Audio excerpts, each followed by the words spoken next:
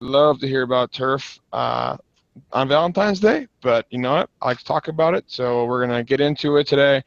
And this is a talk that I give about kind of keys to sustainable turf grass management in Nebraska. And so we'll cover a lot of the big general topics today. And this is more than just a general overview. It's not going to be, well, this is, you fertilize these times a year and you spray on this. Because honestly, I absolutely hate calendars. I think spraying and putting on products and fertilizers based on calendar is really lazy. And we're all master gardeners here. Well, at least you guys are. I'm not, so you're better than me.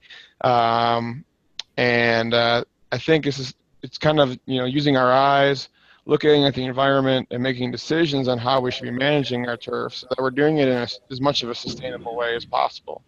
Because the question really is, what is sustainable? Can turf be sustainable?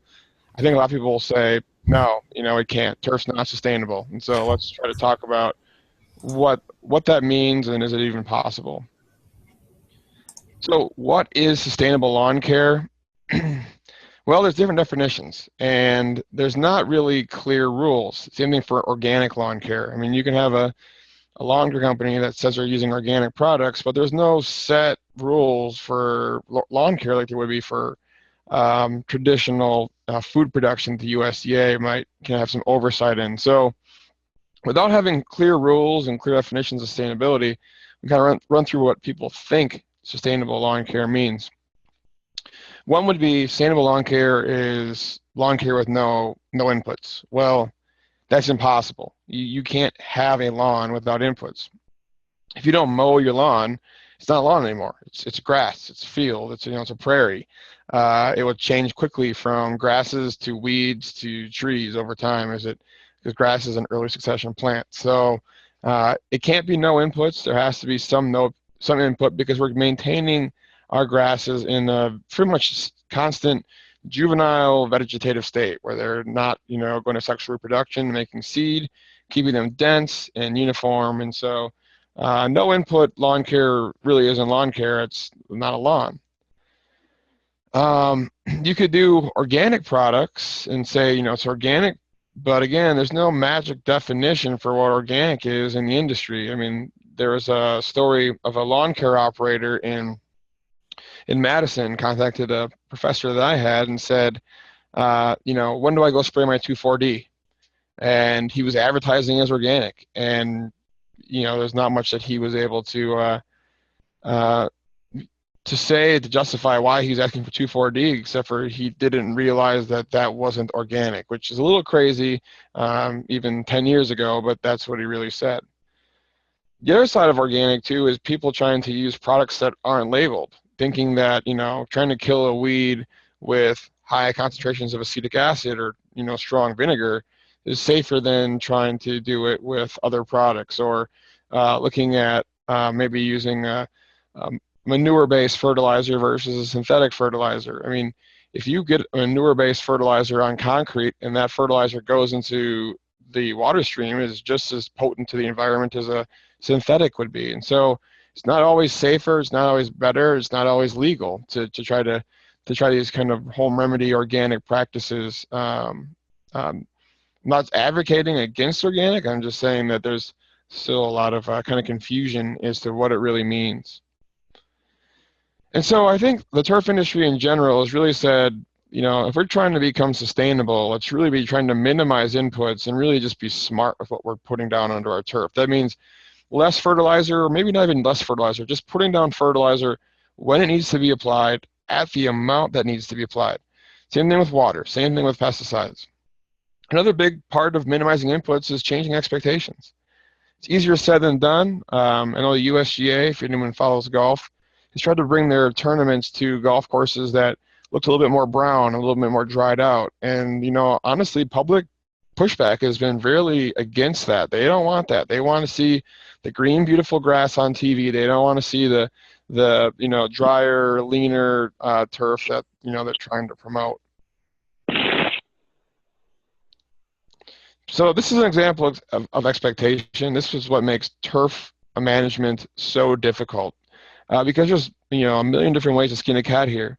The image on the right, this might be perfectly acceptable for you know, one homeowner. Whoops. But then over here, this is what they deem to be acceptable. And so that's what makes it a really challenge. I mean, how do you determine how much fertilizer has to go down, how much water has to go down, when some people have very different levels of expectation? I'm sure this person on the left just absolutely hates this person because they're thinking that, you know, they're getting all these dandelions over here, and so they have to spray. They'll see the little yard sign that they sprayed for dandelions, and so it can lead to some fights between neighbors for sure. Ultimately, though, you know, we're talking about organic or low input or even conventional lawn care. Lawns require a lot of energy. Sometimes people try to understand, to try to figure out, you know, is a lawn carbon neutral? And some of the justification for that is, you know, lawns make thatch. Thatch is stored carbon. It goes into the soil. It's very slow to break down. But if you really figure out all the energy that's required, be it physical energy, like, you know, pushing this mower through the grass, or more traditionally using a traditional lawnmower, it's taking a lot of energy. So we have gasoline, you know, production of gasoline, the burning of gasoline, the shipping of gasoline. That's all energy intensive. Manufacture of pesticides and fertilizers take a lot of energy, and then even water. You know, a lot of times we're on municipal water. And so you need energy to pump the water around. A lot of that water, since it's municipal, is treated. That takes more energy. So if you kind of add everything up, it's really probably really impossible to say a lawn is carbon neutral. It's not to say it doesn't have environmental benefits. There are definitely things like holding the soil together, reducing runoff. But, you know, I'm not going to be here and advocate for a lawn. I'm a turfgrass professor. I'm not a turfgrass advocate. I'm not going to say it is the, you know, the most ideal, perfect thing for every situation. But how we manage it can definitely impact how much energy we need to put into our lawn. How often are we mowing? How much water is going down? How much fertilizer and pesticide? If we reduce those, then we can start to get at least closer to a more carbon neutral budget, instead of, you know, a very carbon intensive, high energy type of management regime.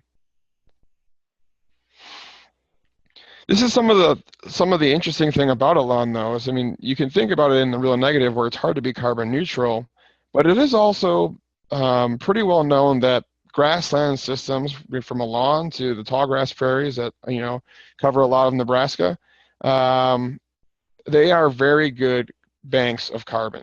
And so if we can try to leverage how much carbon we're burning to maintain that grass and still get a lot of the benefits from that lawn pumping carbon into the soil, is going to be really, really helpful to improving the health of the soil, microbial diversity of the soil, holding the soil together so we have less chance of leaching and runoff of nutrients.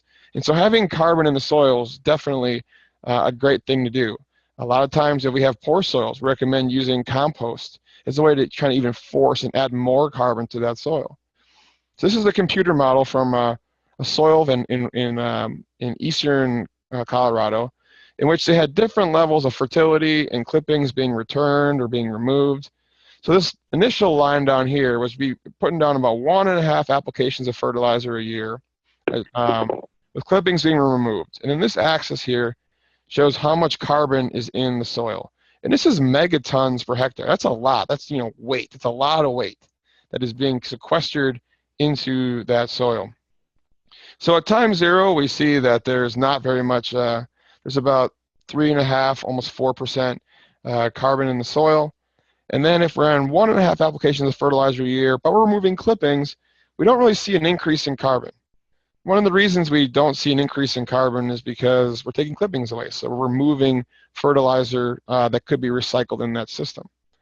If we add the clippings back in, though, in the black solid line here, we see a nice increase in the amount of carbon that's in that soil, going from 3.5 to about 6.5 or 7%. That's a lot of carbon. That's a lot of benefits to the health of our soil. So that's really good. If we add higher fertilizer, we see that it goes even higher, especially with clippings being returned. And then it starts to plateau, though. So at about 50 years, when you're fertilizing 3 times a year and they're returning clippings, we don't really see that much more carbon going in. So that's one of the reasons we don't see a big benefit in terms of carbon sequestration in the long term. Early, if you have a young lawn that's sequestering carbon very quickly, you can say that that turf is a carbon bank more than it's a carbon source. But when it's 50 years, you still have to mow, you still have to water, you still get some fertilizer, although not as much as it would when it's in a young lawn. And we're not seeing that carbon storage anymore. And so this is where we're losing that ability for the lawn to be, closer to carbon neutral. And that's where, if we can have a more established lawn, if we can reduce inputs, then we can, start to handle that in a way that we can have it become more carbon neutral and good for our soil environment. This is what it looks like. The thatch that we talk about, that you hear about on Backyard Farmer, when we're talking about how much thatch you have, I mean, you can think about that as a bad thing, and generally, 90% of turf problems generally are related to thatch, either in a home lawn or up to a golf course or athletic field. But this is stored carbon that is, good for the health of that soil.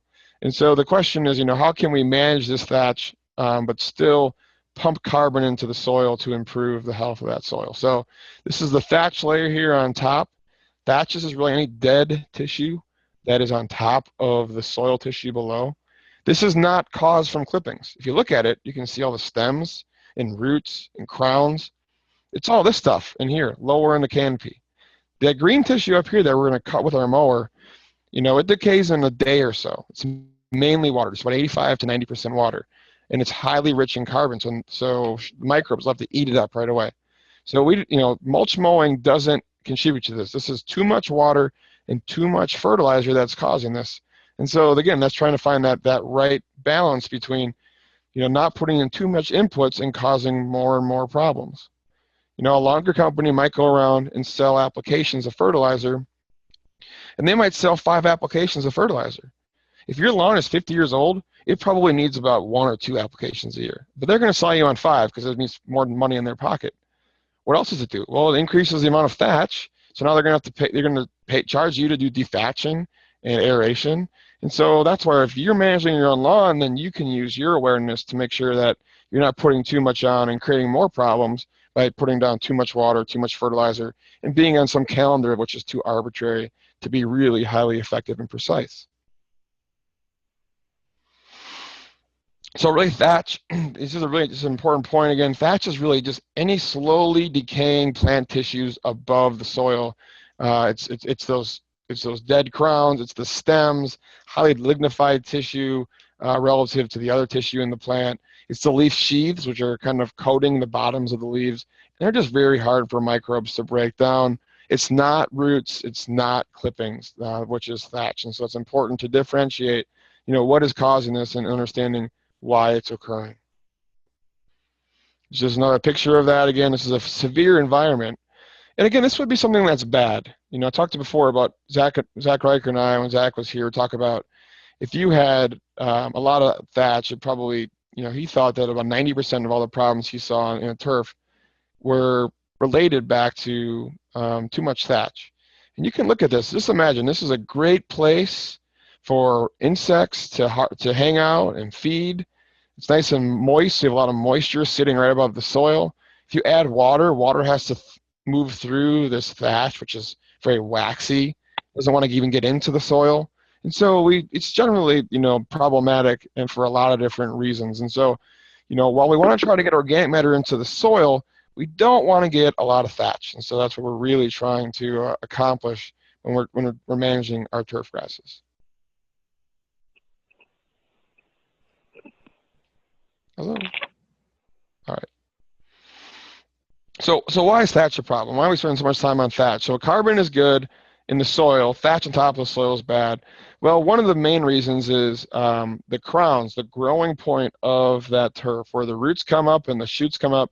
If that growing point is live, which is a compressed meristem, if it's alive, that plant can recover as long as there's enough little sugar in that crown to help to promote recovery. And so what we find a lot of times is you'll see winter desiccation injury in this part of the country. When the winters we don't get a lot of snow or rain, it's because those crowns are elevated. Or in the summertime when it's really dry, those crowns are elevated. They're exposed to the environment. They can dry out faster. And so we want to get those crowns buried, and they get hung up in that thatch if we have a thatch issue. Again, they harbor pests. They reduce water infiltration. If we're mowing, it's really puffy. Your mower kind of sinks into that stuff, and so it scalps and looks pretty bad. And when you have scalping, now you have holes in your lawn for weeds and diseases and insects to take hold. So there's nothing really good about having too much thatch. Having a little bit of thatch, though, isn't terrible, but too much thatch leads to situations like this. This is a golf course in central part of the state, and they didn't have enough of a budget to really control the thatch. Desiccation came through. Those exposed crowns were elevated. The dry winds of Nebraska winter in 2014 just dried those crowns out and ended up killing all the high and exposed parts because those crowns were not buried in the soil. They were elevated and stuck in that thatch.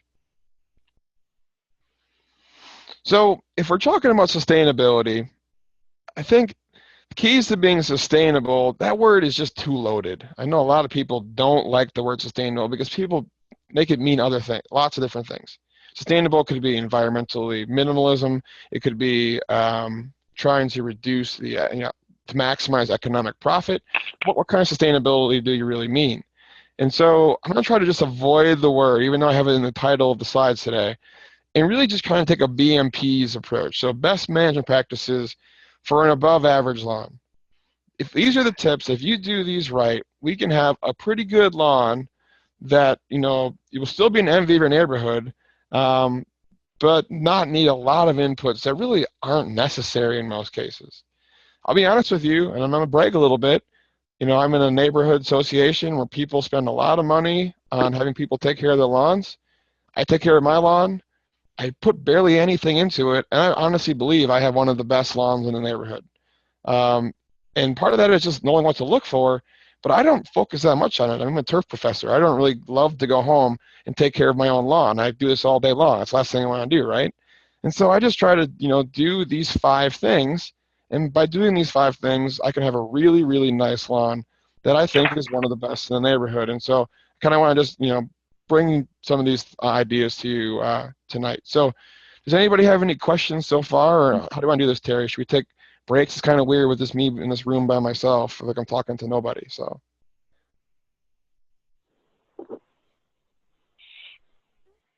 nothing. Hey, sounds like you're covering everything pretty good so far. I don't really have any questions, but I just wanted you to know you're not talking to yourself. All right, sounds good. I mean, it's good. I'm sitting in my office, so it's a little odd to not get feedback and judge people's responses. So if the Lincoln people are here and they want to bang on my door if I'm doing bad, let me, I'm just on the hall. So. Bill? All right, thank you. Bill, you need to hear me, Bill? I can hear you, Terry. Okay. So you can open the chat box. They'll ask you questions in the chat box every so often. Okay, chat box is going. All right. And for no-mow lawn seed, it was described as a fescue, including creeping fescue. What's your opinion? Said mow 1 to 2 times a year at 2 to 4 inches.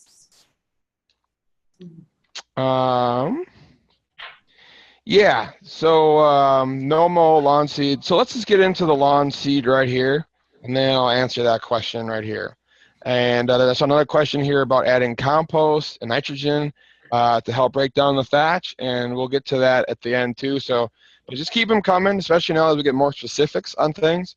And I know you're muted, but if you have a question or someone's got a question, just call it out, and I'll make sure to answer that question so we get some feedback and not just me talking to you guys. And this is really more interactive, okay? So one of the first things I did when I got to Nebraska and I wanted to take care of, improve my lawn, was I wanted to make sure I planted the correct grass. And so in Nebraska, we're mostly cool season turf grasses. And of the lawn types that I would recommend, we have Kentucky bluegrass and tall fescue are pretty much the predominant grasses in eastern Nebraska. Some people do plant perennial ryegrass, and it's not really my favorite grass because it takes a lot of inputs to make it look good. It's something we see on golf course fairways, sometimes in the eastern part of the state. Sometimes for athletic fields, but from a home lawn, it's not really, kind of what I would recommend planting. Then from, So those are the ones we like for cool season grasses. Or cool season meaning they like to grow when it's cooler outside, because of how their physiology works. We also have our warm season grass exception. I'm sure many of you have heard of buffalo grass, and the cool thing about buffalo grass is it's native. It is a native turf grass. It is the only native turf grass to North America, and we live in a place where we can grow it. It's a creeping type grass. That means it will grow and spread over time. But because it's warm season, it's going to be managed different than if it's cool season. So we'll kind of get into what that really means. So Kentucky bluegrass is something I'm sure many of you are quite familiar with. It's fine leaf textured. It's kind of got a mid to dark green color. A lot of the newer cultivars out there have very, very dark green color versus the older ones have more of a light, green color to them. That's important because if you have an older lawn and you go buy some sod and it's bluegrass sod, you want to make sure that it's got a color similar to your lawn. Otherwise, it's going to look silly because you'll have these areas that are just, dark green around a whole lawn that's lighter green. Doesn't matter if you fertilize it. It just you can't keep those areas looking good together. A nice thing about Kentucky bluegrass is it spreads by these lateral stems in the ground. They're called rhizomes. And so it can recover from traffic. And, I have big Great Danes and they run through the backyard and, they rip it up and then the rhizomes fill it back in. So that's really nice. It has a pretty average root system and a fairly average water use requirement for most of our turf grasses. But its real benefit is it can go dormant during drought. And so that's why we really like this grass from central Nebraska into western Nebraska, because when we have those dry periods, then this grass can kind of just say, I'm calling quits for now. I'm going to store my energy in my crowns, and I'm going to regrow from my rhizomes once the weather returns. This is kind of an interesting demonstration to show the differences in the bluegrasses and how they have different fertility requirements. So this is a common Kentucky bluegrass. It's called Ken Blue, and it's older. It's from, I think it's from like the late 70s, early 80s. You can see it doesn't have a very, very green color. And in this example, it's either fertilized 0 times a year, 2 times a year in this strip, or 4 times a year in this strip. And you'll notice there's some dandelions here where there's 0 amount and 0 times a year applications. Over here we have 2 times a year, and there's a couple dandelions. 4 times a year, though, there's a few dandelions there still, but not terrible. And these were never treated with any kind of pre-emergent or post-emergent herbicides for a couple of years. And so you can see just by, the nature of this cultivar that it's got decent color and decent density, and it's doing a pretty good job keeping the weeds out at bay. This is an example, though, of some of the newer bluegrasses that are out there.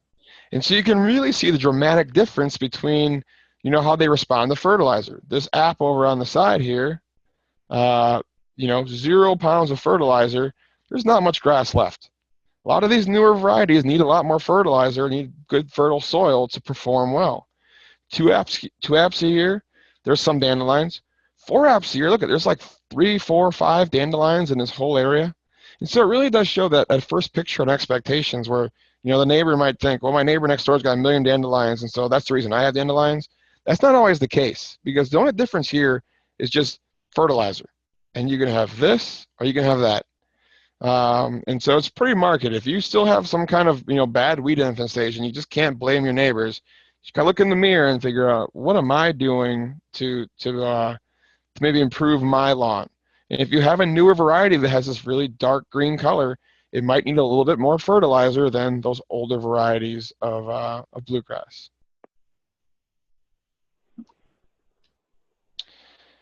All right. Turf type tall fescues, dark green color, but they have a coarser leaf texture. It means the leaves are a little bit wider. If you look at them closely, you'll see a lot of veins going on. Instead of one mid-rib in a bluegrass where you have this one big vein in the center, these are going to have multiple veins across the leaf. Nice thing about tall fescue, very heat tolerant for the cool season grasses, so we'll see this go farther and further south. Very deep rooting, but highest water use. And so that's kind of interesting. A lot of times people will plant tall fescue because it has better water, better short-term drought tolerance. It accomplishes that by having a nice deep root system, so it can scavenge more of the soil for water. But it actually uses water faster than any other turf grass. And so it's a kind of a compensating for that high water use for this big root system. We have one of those years like 2012, however, where we don't get any rain. You know, even if you got 3 feet of roots, that soil's dry all 3 feet. That grass is using a lot of water. It doesn't have a strong dormancy response, and so it can start to die. And if you look at a lot of the athletic fields around the schools in eastern Nebraska that weren't maintained well during that drought, there's not much tall fescue left because it might have been good at first, and then that drought came in and wiped it out. So it's great for areas with temporary drought. So eastern Nebraska is really, really well suited for the tall fescues.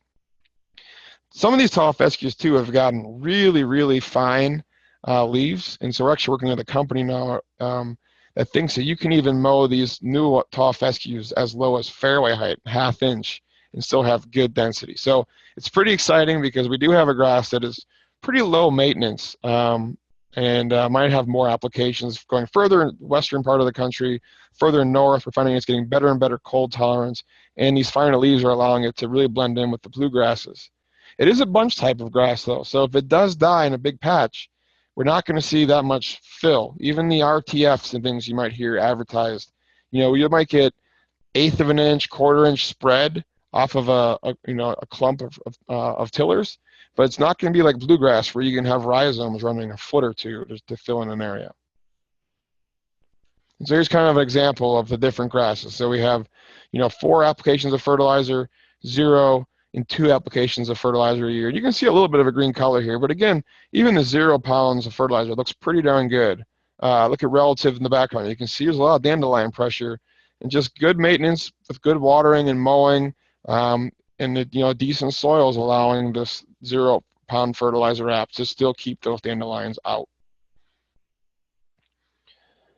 Perennial ryegrass, again, I don't really like ryegrass. It's very popular for athletic fields. It has a very fine leaf. It's very shiny leaf.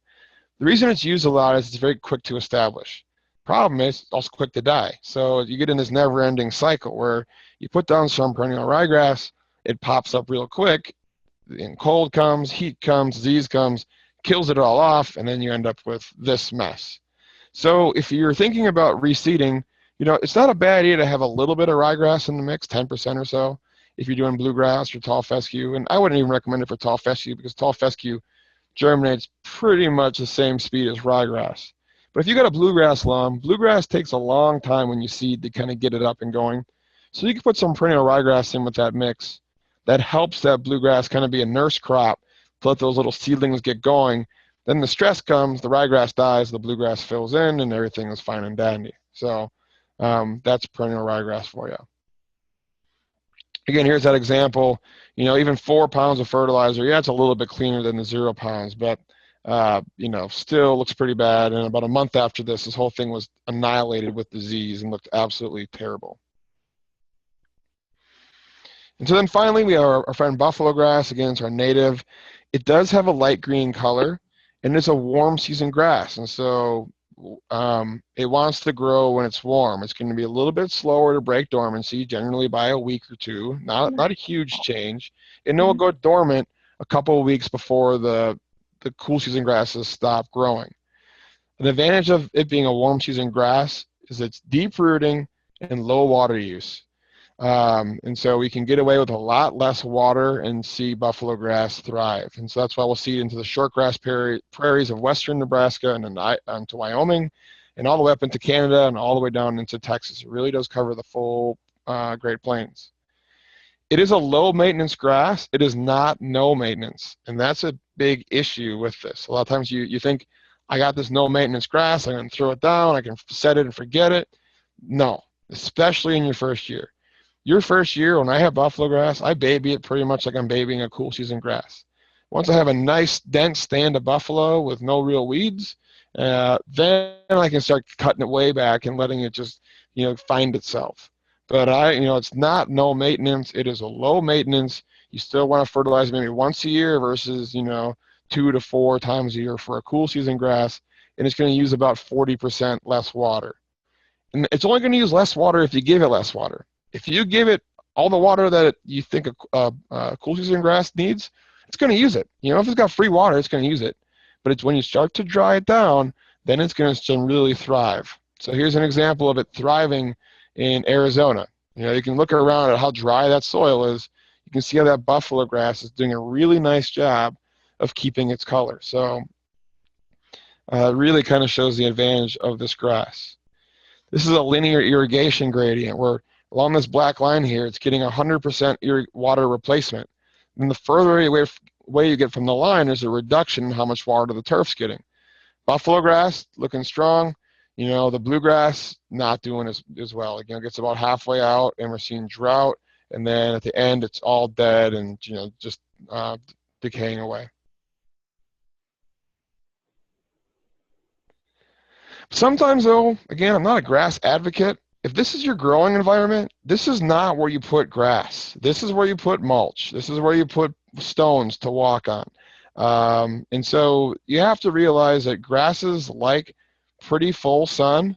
They like air movement. Think about where they're from, right? They're not from an area like this. This is pretty much similar to a forest canopy. And you're trying to grow grass in here, it's going to fail. I mean, you wouldn't put a full sun flower into, you know, moderate to heavy shade and be upset if it didn't flower, right? I mean, we have to think of our grass like you think of every other plant in your landscape. They have to have particular places. If you can't grow tall fescue, which is one of the more resilient grasses, in a spot like this, you can't grow grass here. I'm sorry. So just stop trying and try to look for something else. Maybe it's a ground cover, maybe it's a mulch, something else that's going to, you know, hold the soil. Because the more important thing is, if the grass isn't going to hold the soil, you get those big rainfall events, that soil moves, that soil goes off your property, goes into storm drains, it goes into drainage ditches, goes into our rivers and our lakes and causes the algae blooms. So the important thing here is keeping the soil contained somehow. And if grass isn't getting the job done, then you got to find something else to get that job done. So let's go back to questions. Any specific questions? Let's see if I can get this to pop back up. Here we go.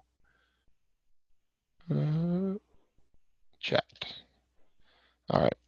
So back for this ad for no mold lawn seed. It was described as fescue, including creeping fescues. What's your opinion?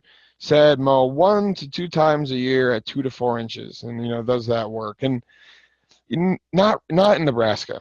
The fine leaf fescues, like the creeping fescue, the creeping red, the chewings, the sheep fescues, they do not like the heat here. Think about where they came from.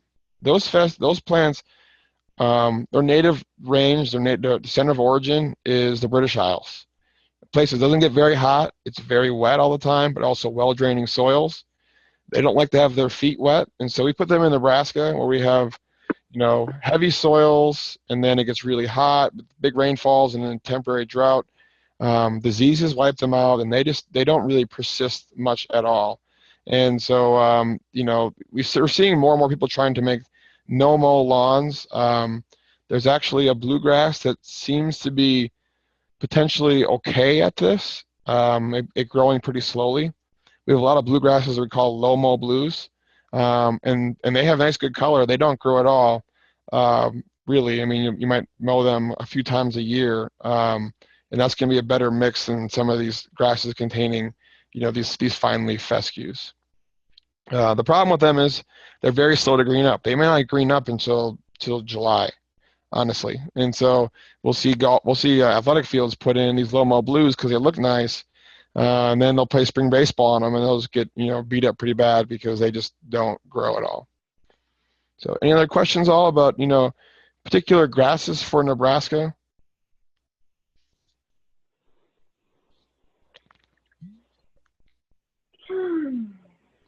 Okay. I know one thing people always try to ask is, you know, what's the best cultivar of grass? Should I go to, you know, a home center? Should I go to a nursery? Those places are, Carrie wants me to talk about zoysia. But where should you get your seed from? It's really hard even for me to keep up with the grasses because companies are always coming out with new ones. And honestly, we have a bunch of lawn grass seed suppliers in the state that's kind of what they do all the time, is look at what are the newest cultivars, which one works the best in our climate. And so finding those type of people that sell, just grass seed, contact them. They can sell small batches. So I went to a guy in Omaha who just sells grass seed. I mean, and he sells it to the golf courses and everything else. So what's the best for you got right now? He says, this is what it is. And so, I planted a variety that worked really, really well, and in Nebraska, based on the current research and relying on the expertise of someone that is kind of their life. So one question we have is, how do we tell the difference between old types and new types of bluegrass? And that's, again, part of this issue. There's research now where they're trying to separate what type of grass it is. The thing I look for is ask what type of grass is this, bluegrass is it? If they say it's a compact or a midnight, those are some of the newer types of bluegrasses, and they grow really, really slow, versus some of the older, we generally just kind of group together as commons. But again, someone that specializes in grass seed will be able to tell you if it's an old or a new, and it's something that you're really going to want to ask a professional when picking what plant you're going to use. Terry asked me about zoysia. So zoysia is kind of funny. I'm sure many of you know that rock does not like zoysia on Backyard Farmer. And one of the reasons is because zoysia doesn't survive our winters all the time. And so what happens is part of it dies, and then the bluegrass or the tall fescue starts to get in there, and it looks bad. And then in the summertime, the zoysia can creep into your neighbor's yard and not look very nice. And things we're noticing is actually zoysia is slowly marching further north as we're getting more and more varieties that are more cold hardy. And we have new herbicides that we can use to help keep the cool season grasses out of the warm season grasses. So that is really kind of expanding the potential use of zoysia grass. So I wouldn't still go to the Sunday paper and get the amazing zoysia grass that you'd see, but some of the newer cultivars do have some promise, and so we're kind of interested to kind of track that. I'm not recommending zoysia yet in Nebraska, but it's not, it wouldn't be unheard of, especially right around the Kansas border, to think about zoysia, because you go into Kansas, there's a lot of zoysia. So as you're crossing that miracle line, and all of a sudden we're not supposed to be planting zoysia anymore, it doesn't make a heck of a lot of sense. But again, I think we're trying to get our heads around, how safe, how long-term of a solution is it in Nebraska. A couple other questions we had here. What about crested wheatgrass and other types of wheatgrasses as turfs? Keenan Adamson, our buffalo grass breeder, is looking at all different types of native grasses, like the wheatgrasses. One that's got really strong potential, salt grasses, especially further west. They seem to be looking pretty good, especially in roadsides. Another grass that we like is blue grama. Blue grama and buffalo grass are always found together in the short grass prairies. The problem with these newer varieties is there's not much breeding done for them yet. And so we're looking, they're not going to have the same quality as some of the more bred varieties are going to be. But I think we're going to see that change over time. We'll get to a question here about thatch removal. We'll get to all the thatch removal questions towards the end of today. But does anyone have any other kind of questions about picking the right lawn and what's the right species and cultivar for your spot in the state?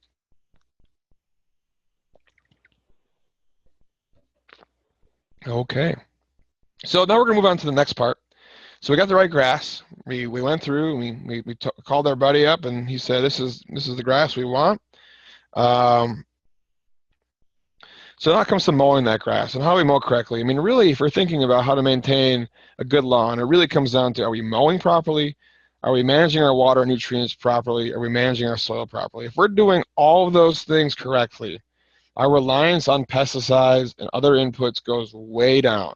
So if we can do the big three properly, mow, water, and fertilize, it's not that difficult to have a really nice lawn with lower inputs. Darn thing. All right, so here's our kind of our picture again of our turfgrass plant. Kind of a little blurry when I blew it up, it looks like. But you can see this would be a bluegrass plant. You have a rhizome We have a tiller, which is kind of a stack of leaves coming off of our crown, our growing point. Here we have our roots coming through. So we're mowing, we're trying to mow, just the tops of the blades and not get into this crown or the sheaths or the stems, again, places where the thatch is made.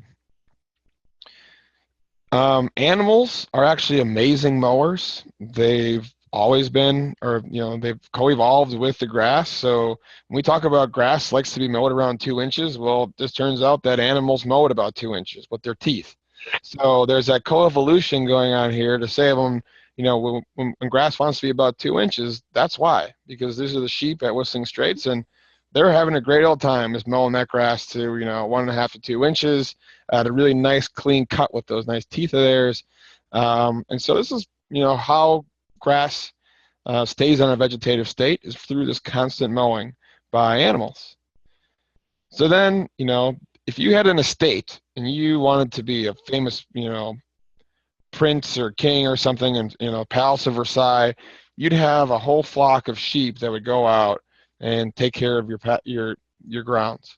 But then sheep make messes and it's a pain in the butt. So then they would go and they hired guys, or they might probably enslaved guys, or something like that, where then they went with a scythe, and they actually went through and they would do this all day long to keep that grass right at a nice height, keep it in that vegetative state so it's not going to seed. As you can imagine, this would be a terrible job and not a lot of fun. So then there was this guy named Edward Budding in the 1800s that thought there's got to be a better way to mow. And so he saw that when they were making carpet, you think of like a plush carpet, they need all the strands to be about the same height. And they had this kind of reel set up where the carpet would get mowed off so that it would be nice and uniform height. And so this reel is going to be spinning, and there's going to be a bed knife on the bottom. And then as the carpet would get contacted by the reel spinning, hitting that square bed knife, it would cut like a scissors. And so he thought, well, maybe I could do that with to mow the lawn. And so you can see this is one of the first lawn mowers here. It's obviously a push type of a mower. You can imagine how heavy and uncomfortable this would be. So you got one guy working the back, and he's going to be using this to steer. And then you have this little handle thing hanging off the front. You have 2 more guys on each side pulling. So it's a 3-person job to get this mower going through the grass. So it sounds absolutely terrible to us, right? But to them, this is a great advantage, and this is light years above of scything your fields. We've then continued to automate mowers, and so this type of John Deere mower here, these golf mowers, we're setting them to the 1,000th of an inch. A golf course putting green is mowed between 900ths and 1/1200ths of an inch with a precision of less than 2 or 3 thousandths of an inch. So they are precision machines mowing at a very, very tight level. And then, but the problem with that is they need a lot of maintenance to do that. You need to make sure our reel here that's spinning is contacting that bed knife just right, not too tight, not too loose. Setting it requires a specialized equipment. And so we've seen, the real rise of the rotary mower. And so the rotary mower is pretty much like a mechanical scythe. It's just spinning really quickly. It's standing the grass up and then just cutting it with the speed of the rotary blade. And so it really is kind of a pretty good mower for a lot of medium intensity type applications. If you're more of a lower maintenance where you just need to get things mowed, a flail mower is really good. This is kind of similar to our scythe, but instead of the blades spinning in a rotary fashion, they're spinning up and down. That way, if they hit something, they can kick up. So they hit a rock, it doesn't snap your mower deck. When it comes to mowing, one of the most important things we can do, aside from making sure our mower is set to the right height, is that happens a lot too. I mean, I'm not guilty, or I'm guilty of that also, where you got the front wheel set different than your back wheels, and it's mowing like crazy. So that's an obvious thing. We need to make sure we got our mower's wheels set the right height. But then we got to make sure that we have a nice sharp mower blade. This is a good example of a sharp blade. Just nice and uniform is really there. You can see a nice continuous blade like you'd want on a knife. You can see these blades are getting more and more dull, And so this is going to be ripping the turf, and it's not cutting it cleanly, and that's going to open up wounds for diseases and insects and other pathogens and pests to come in and really reduce the quality of the turf grass. This is kind of an example of that. So here's our nicely cut tall fescue leaf. Here's a situation where we have a very dull mower, and it's coming through and it's hitting the leaf, and then instead of cutting it, it just bends it over. So all the vasculature in here is broken, and so everything upstream of that, dead vasculature is going to slowly die, and we're going to have this big dead leaf hanging there, and the next day it's going to look absolutely terrible. Some of the grasses too, if they're not sharp enough, they're pretty tough to cut through, and so we'll see this kind of tissue hanging off here, looking really brown, and it'll give this brown appearance to the entire turf. So the question about things like crested wheat grasses, they have a lot of this very tough tissue, and so you need to have a very tough mower, and even then you'll still see a lot of this fraying happening, and it makes the whole lawn just look kind of brownish yellow and not very good. So having good mowing, though, is important. Having a good mowing program is important. It increases appearance, but it also improves leaf density. The more we mow, the lower we mow, we get an increase in density. It removes damaged leaves. That's how the plant recovers from traffic. Like, my big dogs, right now the grasses aren't growing and the grass is in really bad shape. It starts to grow again. Now that mowing promotes new growth, so I can mow the dead stuff off, let it decompose and cycle into the soil, and return nutrients and stimulate further growth. It also prevents seed heads, which keeps the grass in a juvenile state so that it doesn't, so it keeps it nice and dense. When the grasses go to seed, they're going to thin out, they're going to change their morphology, and so, mowing very infrequently is not going to lead to a very dense lawn, and not dense lawn is not going to hold that soil. So that's a real risk to the environment when we're not holding our soil together. So this is one of the questions that I've always wondered about, was, does mowing height and frequency impact growth rate? And this whole question came up from a discussion that my dad had with his partner. My dad's kind of this gruff, retired now police officer, detective, and him and his partner were sitting around our pool and they were drinking. And they were trying to figure out, what was the best way to mow the lawn so that it wouldn't grow quickly. So my dad's partner loved to mow all the time. So he'd mow, twice a week, 3 times a week. And so his lawn always looked perfect. But he insisted that frequent mowing actually resulted in less growth rate relative to my dad's method, which was let it get up nice and tall, you scalp it down. It results in less mowing because you're mowing it less frequently and you're scalping it. But also it's going to grow slower because it's going to get tall and then it's going to start to slow down before you scalp it. And so I've always kind of wondered about that. So we have 2 different rationales here for which one would be more beneficial. Do you do frequent mowing to increase growth rate because it's less stressful than scalping? Or does scalping cause lower growth rate because the scalping is out there is causing that grass to slow down its growth rate because it's not being mowed as frequently? The alternative is we always say mow to the 1/3 rule. This is something that you'll see in all the turf textbooks dating back to 1973, Jim Beard's turf, first, main important turfgrass textbook that we teach in our class or classes to our undergrads. We'll say you need to mow to the 1/3 rule for the best healthy turf with providing the minimal amount of mowing and the slowest growth rate. But that was never tested. There's a lot of stuff like that in the turf industry. You always think like, oh, it's in the textbook, but they never actually did any research to verify that. So we wanted to actually test these different rationales. So there's some research that we did here in Nebraska on tall fescue, done up for 3 years, where some of our plots are mowed at 2 inches, some of our plots are mowed at 3 inches. And then, they're either mowed, some of the plots are mowed weekly, some are mowed to the 1/4 rule, some are mowed to the 1/3 rule, and some are to the 1/2 rule. So what does that really mean? So that means if you're mowing at 2 inches, you would mow the plots at the 1/4 rule to 2.2 2/3 inches. When it got to there, you mow it back to 2 inches. If your grass got to 4 inches, you mow it back to 3 inches. There's the 1/3 rule, which is kind of the way we recommend doing it. So you could say The grass got to 3 inches, you mow it back to 2 inches. The grass grows to 4.5 inches, you mow to 3 inches. So we just tested these different kind of rules to figure out what was going to be the best. So this is what the whole study looked like. It's a nightmare to mow. You can imagine every day we got to go out and check all the plots and then just mow a couple of them and then mow a couple over here, a couple over there, don't mow the other ones. So it's not a lot of fun, but the results were pretty interesting. So this is what the plots look like. This is my PhD student, Glenn, presenting at our field day. If anybody's interested in never coming to our field day, we have it in July this year on East Campus, and we talk about lawn care and all kinds of different field athletic field, sports turf, golf turf research. And so if you're really interested in the turf, if you can come, and we have those world famous Wahoo wieners too. So come enjoy field day. So at the end of the season, then we scalped all the turf ground, either 2 or 3 inches. And every time we mowed, we kept track of how much grass we got.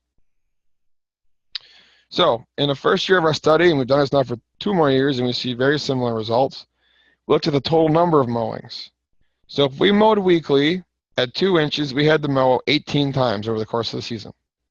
If we mowed to the quarter rule, so you're removing a quarter of the leaf at one mowing, we had to mow 23 times in the season.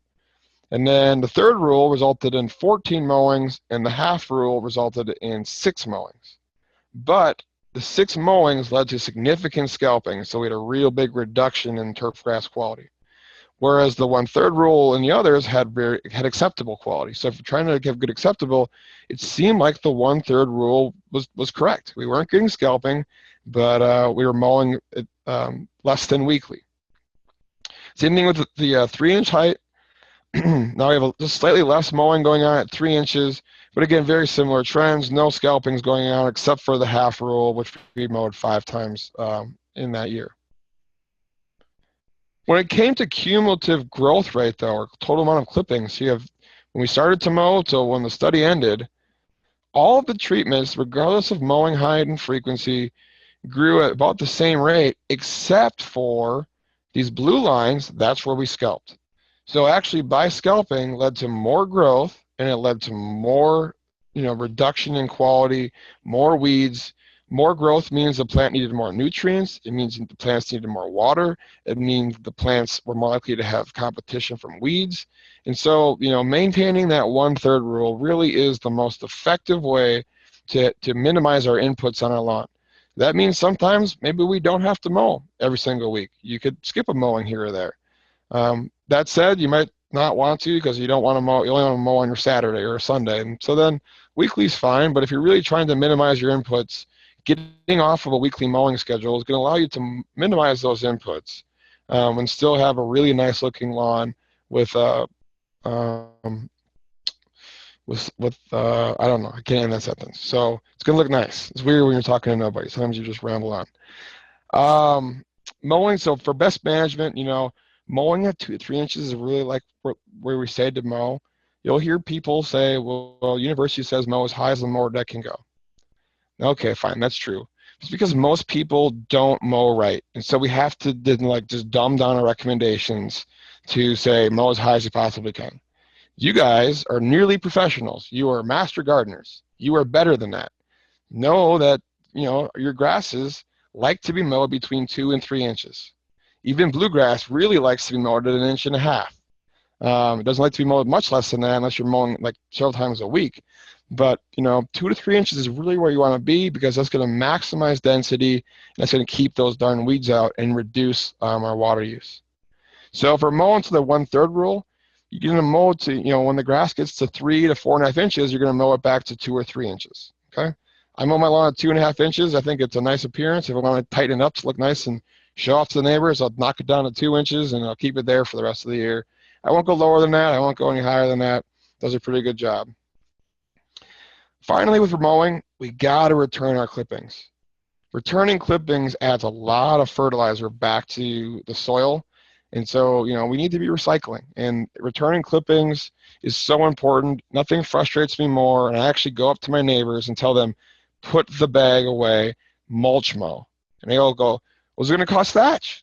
No, it's not. I have a PhD in turf. It doesn't cost thatch. Trust me. If you're scalping, it might, see the piles of grass on top. That's a problem. But if you're mowing right, the 1/3 rule, Stop bagging.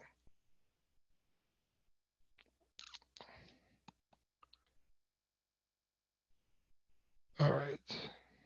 So a question here from Nicole said a master gardener just had a tree removed from their lawn, and now they have channels in the lawn from where the heavy equipment left tire tracks. Is there anything they should or can do to help to remove those tracks and reduce the compaction? There's not a lot that we can really do. We can try to aerate it. Honestly, it's not going to do a heck of a lot at all. The winter freezing and thawing of the soil is the best thing that we can do, and let nature take care of that itself. It will work its way out. If it's really bad, you could try a pitchfork to try to actually move and try to break that soil up. Just going out with a drum aerator is not going to do a heck of a lot because it's going to pound through those areas. It might go an inch or so deep. It's not really deep enough to hit the compaction, which is probably going to be 3 or 4 inches deep. That's where the real compaction is going to be from that heavy equipment. But letting the freeze and the thaw cycles just do their thing is going to really help out a lot. Light compost applications might help out too. Don't go too heavy. You don't want to have a big layer of compost there. But you know, that can help to improve that site. So any other questions now about mowing in general?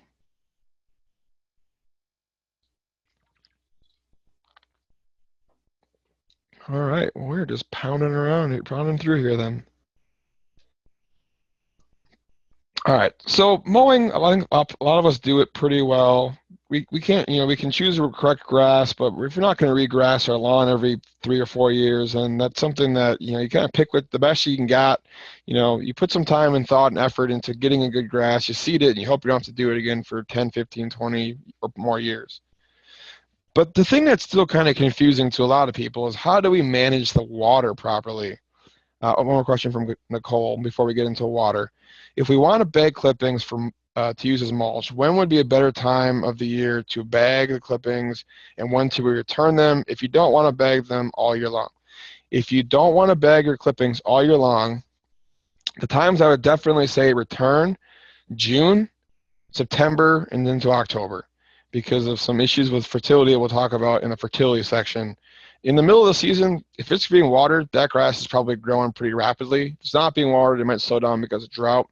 But we don't need that much fertilizer turnover during that time of the year. So that would be a good time to bag if you really do want to bag. The soil doesn't release a lot of fertilizer in late May, early June. It's generally more of a soil fertilizer suck than it is giving it back to the grass. And so those are times where adding the fertilizer from the clippings would be best. So let's talk about that a little bit more. Talk about our water and our nutrient applications. First question is, why do we water? And, in California, people are talking about how do we get rid of our lawns because they use all this water, and I go to all the golf courses and I see them watering all the time, and, we didn't have enough water because of this big drought that's finally ending this winter. And, we kind of forget that plants need water, and they need water really to cool themselves off. So if we're trying to, trick a grass to use less and less water, we're making that grass hotter and hotter and hotter. So 98% or so of the water grass uses is actually to cool itself off. It's not really for metabolism or growth. So if we cut the water off, that plant gets very hot and, it dies. That's why when you go to Memorial Stadium in the summertime, go in the field, it could be 140, 150 degrees because there's no water transpiration going to cool that field off versus a natural field might be 90 degrees in the same kind of growing condition because the water is allowing that plant to cool itself off. So we can't just get rid of the water. Plants breathe. I'm sure you know that for all other plants, but they have these cool stomata. This is an actual grass stomata on the bottom undersides of the leaves. So when it's sunlight, in this picture, it's taken in a vacuum. So in the vacuum, it slams shut to do this picture. But in normal conditions, sunlight, these stomata, they open wide up, they let wide open, lets air and gas exchange into the plant, but then water is going to be going out of the plant, and that water going out is going to cause cooling, and so we need to replace that water. And so for that plant to breathe, it also has to lose water. If it's in a drought environment and it's holding on to its water, the plant is essentially holding its breath. If it's holding its breath, it can't make sugar, and it's slowly going to die. So there's a lot of things impacted by just trying to say, let's get grasses that use less and less water, because these issues come up. It can't cool itself, and it can't breathe. So if that's the case, grasses and all plants need water. Let's think about how are we putting the water on, and how efficient are we with that.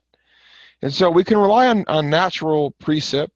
And down in the southeast corner, where you're getting over 30 inches of rain a year, maybe you got enough water there for the most part to keep that grass looking good. But we go into the central part here, we're only getting about 20, 24 inches. And you might think that's still not a lot of water, but it all comes down to timing, right? If you get 4 inches in a thunderstorm and a bunch of it runs off and doesn't really go into the soil, that's kind of a misleading number. Then you go out into the panhandle and you're looking at under 16 inches of water coming down naturally, and you have very, very high losses. You can see that we rely on irrigation for that grass to sustain itself. Here's kind of a map again showing how much water is lost in terms of inches. And so on average, the state averages about 20 inches of water lost to the atmosphere through evaporation. But it can be, a lot higher than that, depending on, where you are in the state. And so even though we might think 30 inches of rain is good, some of it may not get absorbed properly or quickly and recharge the soil, or is a temporal issue. Is that all coming in the spring? That doesn't help me out in July, right? Or is it all coming in September? Well, September rains aren't going to help me out next season, right? So there's these temporal issues that make sure that we have to rely on a little bit of water to keep our grasses around. But they don't need us all 100%. Plants do have ways to resist drought stress. One way to do it is to avoid drought stress. And so you can see this grass here, it's got tons of roots. Having a lot of roots means it can extract as much water from the soil as that soil can hold. This grass over here, you can see all the grasses around it are going pretty tan colored in the heat stress. The one in the middle looks pretty good. Well, this one has antioxidants, things that you'd have in your fruits and vegetables, at higher level concentrations, so they can help handle this stress, and so it can keep its color into this prolonged drought stress. So you have two different flavors, you'd say, of drought resistance. You have avoiding drought, which means just avoiding it altogether, but then once the soil is drought out, if it doesn't tolerate drought, it could die quickly. And so our grasses have these two different kind of systems too, and most of our plants have different ways of handling drought, either for avoidance or for tolerance. For all the grasses, as the drought intensifies, we see very similar types of responses. So at first, within the first couple minutes of drought, stomata close. The plant is holding its breath, it's holding on to all of its water, it doesn't want anything to go through those stomata. It's not a terrible thing. It actually leads to slower respiration, and it can actually help a little bit sometimes. A little bit more drought though, maybe a matter of days, we see reduction in leaf growth. Great, right? Who wants to mow the grass? I hate mowing my grass, so that's good. So that's not terrible to have a little bit of moderate drought, a little bit slowdown in growth rate. Root growth will then also increase because that plant is putting more energy into trying to find any bit of water that it can. Grasses have great, dense, fibrous root systems that can go spread and try to find water. And then cell division slows down. So we have a further reduction of growth rate with their, as we're getting about a week of drought stress. We also see then that sugars start to be accumulated so that the plant can then resume growth once the water comes back. So a little bit of drought stress in a matter of days, almost weeks, is not a bad thing. I mean, we do research looking at how far we can push tall fescue before it dies, and bluegrass before it dies, and bentgrass before it dies. It's amazing. You can really dry things out. So when I watch my neighbors water their yard 4 times a week or more, I just shake my head because the grasses don't need that much water. And it's really wasteful and actually makes for a weaker plant.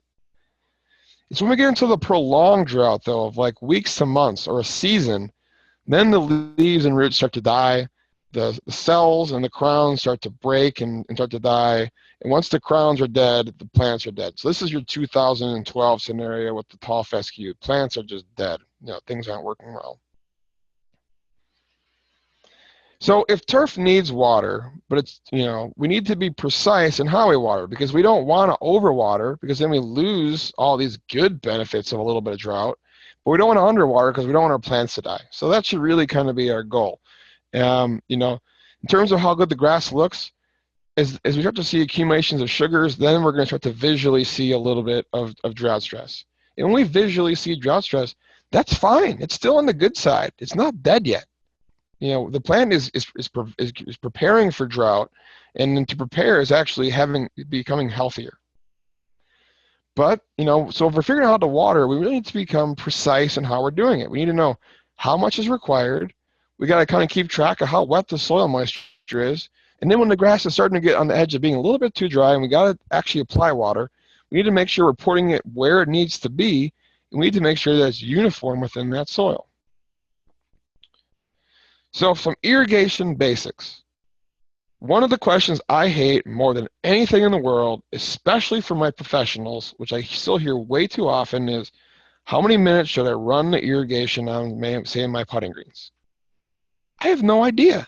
Maybe it's 10 minutes, maybe it's 2 minutes. Depends on your system. It depends on if it's hot out or sunny out or windy out, what kind of grass you have. Do you have shade? And so I just absolutely hate that question. It's like, you're a professional. You should know. You should be able to take all those factors and figure it out yourself. And that's because in season, the amount and frequency of irrigation changes. So when an irrigation guy comes to your house and turns on your system and says, all right, well, this is good for the year, it's like, how can you possibly know that? But they got to set to something. And so they ended up usually setting to overwater because they don't want to get called back because it's underwatering. And so just being aware of that first part is really big. Hearing the 1.5 inches per week is a good rule of thumb. It still drives me absolutely crazy. But, if you needed some kind of a rough number, 1.5 inches a week in Nebraska, if we didn't get any rain, that's how much, on average, the grass is going to need. It could be 2 inches a week. It could be 1 inch a week, depending on if it's cloudy or the humidity or the wind. But on average, it's going to be about 1.5 inches a week. If we under-irrigate, again, we go from great-looking grass to wilt. This isn't bad. This grass is still plenty alive. It is still plenty healthy. I'm not that worried about it. I'll add a little bit of water, and it will cover nicely. But then we take it a little bit too far. We get those long-term, month-long or longer droughts, or we have a month-long drought, and we're continuing to play softball on it, and then this goes to this. And then we have issues with weeds and things like that. So underwatering, some of the issues with it, well, we get that slow growth, we see an increase in plant health, but then we do see some wilt. If we're maintaining the turf for a field, that could be a liability.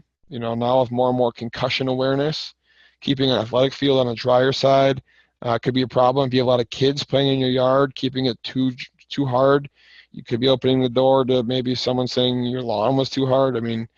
Nebraska, maybe not. New York, maybe. Right? You know how it is up there versus down here. And then we see a slight increase in susceptibility to insect pests. But again, insect pests in turf are not that common. Most of our problems, though, come from excessive irrigation. Thatch. If you have a lot of thatch, you are over-fertilizing your lawn. That's simple. Or overwatering your lawn. So you can see I got too much water going on here. I'm getting this great thatch layer forming. It's a really good indicator that your lawn is overwatered. I go to my newer house, look in the backyard. It's got like 1 inch of thatch. Look at how they were watering, and I shake my head because I know they put way too much water on, and it led to this thatch layer. In Nebraska, our tall fescues just get destroyed by brown patch in the summertime. Again, excess water is intensifying this. We'll probably still have a little bit if we didn't overwater, but if we overwater, then we're really going to have a lot of this brown patch. For the most part, superficial. It's not going to kill the grass. It's going to, grow out of it when it cools off, but it doesn't look very good. So if you're trying to minimize this without spraying a bunch of pesticides to keep it under control, just watching your water is going to be the most important thing you can do. If we keep it really, really wet, some of our desirable grasses will start to disappear, and we get algae and other weeds like annual bluegrass and other types of water-loving weeds come into the picture. Here's annual bluegrass again. You'll notice it by these seed heads that pop up even at very low mowing height. It's a lime green color, comes in bunches, and it's really problematic and annoying weed to deal with. So there's a whole lot of bad reasons why we don't want to overwater. I mean, leaching out nutrients, the soils are wet, and believe it or not, plant roots need oxygen. It's funny, my grad student roommate when I was in grad school was a smart guy, he's an astronomer, and he was on a team to build a boat to put onto the moons of like Jupiter and on like the methane seas. And he was talking about putting plants onto Mars and how great this is going to be and how we can colonize Mars. And you forget that those plant roots on Mars need oxygen, at night, or they're going to die. And it just totally just like blew his mind because they forget that plants need oxygen. So too much water, shallow rooting, lack of nitrogen, fat accumulation, algae. Lots of issues, disease, and just a big waste. It's really expensive and just stupid to waste the water, to water your lawn when it doesn't need it. I think we had a question pop up, so let's take a look at the old chat here. Question we had from Robin was, how many times of drought stress per season can a lawn take? It's probably not really a set number. What we usually like to do is you kind of just watch for the drought stress to start to show up, and then we'll add a little bit of water and kind of bring it back. And so it kind of goes on the edge of stress, and then we water it back and it recovers, and it goes on the edge of stress and comes back and recovers. Ultimately, if the season went on for a long, long time, that might, very, very, very severe drought stress could become lethal if you didn't let it fully recover. But if you let it recover, it's going to build up those sugar reserves again, and it's going to be able to take it. So I wish I could give hard numbers, but that's kind of the whole story of this whole seminar today is like a lot of the hard numbers, they're not real. We talk about 4 times a year is the goal for fertilizer, 1.5 a week, or you always mow at 3 inches or whatever. Like, those numbers really aren't that defined, unfortunately. And so you have to kind of just be a little bit aware of what the grass is doing, and then kind of make decisions based on that. So we need to kind of know how much water is being lost, and to really become effective and be precise in how we're watering. We term this evapotranspiration. It's a mix of evaporation, which is the soil drying from heat, and transpiration, which is the plants using water and losing water to cool itself off. And so I always ask people when we have like a live audience to say, what are the most important parameters for determining how much water the grass will use? And I'll say, is it humidity, wind speed, temperature, or sunlight? Inevitably, the number 1 answer is always humidity. Number 2 is always wind speed. 3 is temperature. 4 is sunlight. And that's completely backwards. The most important factor for how much water the grass is going to use is dependent on sunlight. If you have long days in June and there's clear skies, you're always going to have a lot higher water use than you would in August if you had, clear skies but shorter day lengths. So just think about that when trying to figure out, how dry is it, how hot is it? Temperature is going to be important. Wind speed and humidity, they kind of work interestingly. If it's really windy and really dry, yes, you're going to have the greatest potential for water loss. But if it's really dry and not windy, you still have a pretty high potential for water loss. So in western Nebraska, that's why we always see high water use numbers, because it's not much humidity out there. In eastern Nebraska, if it's really humid and there's no wind, water loss is very, very low. Even if it's sunny out and if it's just a little bit of sun, and it's maybe not too hot. I mean, you think, well, it's just really, really humid, no wind, your ET values are going to be really low. If you then have that same condition, but then you increase the wind, now that wind has more of a factor. So wind is more of a factor where you have higher humidity, but still the number 1 driver is how long the days are, how bright they are, how cloud-free the skies are, and how warm it is. So we can directly measure ET, but it's a terrible job, and no one's actually going to do that. So what we do is we estimate it with weather stations. We can use satellite data. This is the High Plains Regional Climate Center. You can get a map that shows what the ET was at your, over the state, over the, the last day or the last week. And so if you're interested in figuring out how much water you need, this is something that you could just reference. It's free. Go to these AWDN maps at the High Plains Regional Climate Center. And, it's free for you to look at and figure out how much water we've used. And so I'll look at these and get a good sense of what's going on in the environment. If we are going to be watering, though, to try to replace what we've lost, we don't want to replace exactly, because if I go back to this map, like say here in Lincoln, it's right on this yellow-green line, yellow-green, it would say we lost a 1/4 inch of water. That 1/4 inch of water is for a reference crop. It's like it's like alfalfa or forage type, grasses. It's not for our turf grasses. So we have to kind of apply a crop coefficient to that. So if we have cool season grass, you want to apply a 60 to 80% correction factor to that number. So if it's 25 or 2,500ths of an inch lost over that day, you apply 80%, then it's 2/10ths of an inch of water was lost. And it can be a lot lower. Again, if you have shade or things like that, then you can have even lower numbers than that.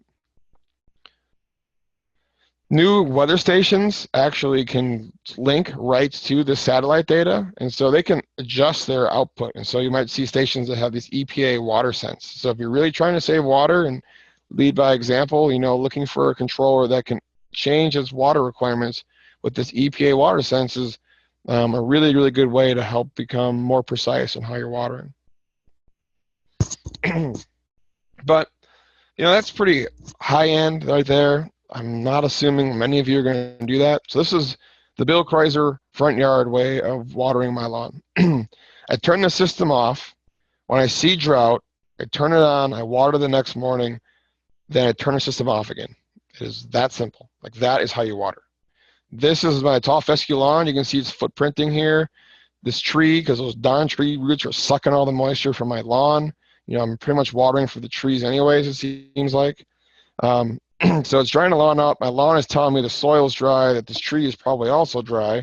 So the lawn is indicating to me that the other landscape plants are dry. And so then I go and I'll water that grass.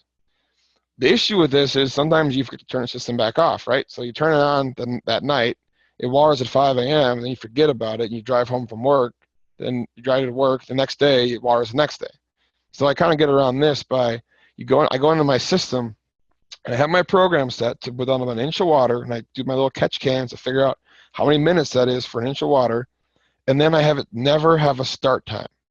So that way, what I do is, instead of I'm going to work at 8 in the morning or 7:30 in the morning, I just go to my controller in my garage, I just push manual, run program, it waters everything with 1 inch of water, and then it's done. It won't run again until I manually turn it on. And this really is a really precise way of watering, because you're using your very expensive computer called your brain to figure out when to water, and not some little $30 controller. So if you're trying to water, this really is a pretty darn good way of doing it. Yep, so we got chat. Okay, so another thing you can do, looking at soil moisture, they talk about using a screwdriver with a 6-inch shank, as a moisture probe. If you can stick that into the soil and the grass still looks pretty green, you probably have enough soil moisture. You're not worried about it. It's probably going to get you through a couple days. You start trying to stick it into the soil and it's hard to get it in there. That's at least one indication potentially that the water levels in the soil are becoming less and less available. But again, even if you can't get it in the ground, if that grass still looks pretty green, you're going to figure that out. You'll be able to gauge how hard is it to stick it into the ground, and then look at what is the grass telling me visually, because our eyes are very good at perceiving green. So when it starts to go a little bit off color, your eye is going to pick it up, and that's when you want to water the next day, or maybe in 2 days or 3 days. The thing is, I can let this go worse and worse. It's still going to recover. It's not dead. We pushed tall fescue with rain shelters in research plots. 8 weeks past this point, we add water back, and they immediately green right back up. It's really amazing. It's more of that long-term drought of months before those grasses are really going to start to die. You can do things with the soil moisture probes. These are expensive. The golf course people use them. They work really nicely. You may be more reluctant reliant to use something like this, where you have to stick it in the ground, dry to wet, these don't tell you anything. So don't waste your money on this. The screwdriver method is much more accurate than just sticking one of these dumb things in the ground. More common now, we're even seeing some of these high-end irrigation controllers. You can embed a soil moisture probe, that's a higher-end, precise one, into your lawn, and then once it hits a certain level, it tells the system to turn on automatically. So that would be the high-tech way of the screwdriver method. So, you know, by doing what we're doing, we're doing what's called deficit irrigating. If we are putting water back, we're just putting back a little bit, and we're hoping that rain is going to re-wet that soil and really bring it to a full level. So that's keeping things consistently dry. It's going to result in less water, less nutrients and pesticides potentially moving. It does require a little closer monitoring, though, right? You have to kind of look at it. How dry is it? Can it get through a day or so? Again, if you're a day later, 2 days late, you're probably fine. But if you ignore it for 3 weeks and it looks really bad and you got dogs running all over it, it may become lethal. So there's my deficit irrigation again. This is to show you, though, how resilient turf can be. This is a putting green where we withheld water on our plots for 6 weeks. You would think that this grass, which is like bright white, is dead. And I did. I thought I was going to be seeding in September. We turned the irrigation on. This is 2 days after we turned the water back on, and so we're seeing even some greening going on. This all was completely white after 2 days before this. This is 12 days later. That's 15 days later. Just absolutely remarkable that this grass looked from being completely dead, golf course putting green, and looks like this in 2 weeks. And so grasses are resilient. They are pretty amazing. We don't have to baby them like we think that we need to keep them alive. So, another question. Yes, Terry says, do you want a 10-minute break? Let's finish the irrigation up, and then we'll take a break because we've been going it for an hour and a half, and we got 1 more hour to go. So let's finish irrigation up. When we do want to put water onto our turf, we want to make sure that our systems are working well. Know that the nozzles wear out. If a head is not upright and level, it's going to totally mess up the distribution. And we want to make sure we know how many minutes equals an inch of water, how many minutes equals a half of an inch of water. And then we're going to adjust our run times and change our nozzles and tweak things until we get a nice distribution uniformity of the moisture. So this is the extreme version of that. This is probably some poor grad student going out and measuring with little catch cans on 1 yard spacing, a little bit obsessive. But at least you can figure out, what parts of this research green are dry, which parts are wet, where can I fix my irrigation system to make sure that, I have nice uniform distribution of water. So I think we had a couple questions pop in. Any questions all about watering your yard and how to do it without using too much water? We had a question about what to do to remove Bermuda grass from a bluegrass lawn. We could, there's herbicide out there that would probably be the most effective to get rid of the Bermuda grass. Like tenacity would do it, and so would another one. It's a tough one to get the Bermuda grass out of bluegrass because it's a little easier to do the blue from Bermuda grass, but that's something I could talk to you individually about. So any other type of questions about irrigation and watering? All right, so let's come back at 5 after 8, and we will continue on talking about fertilizer.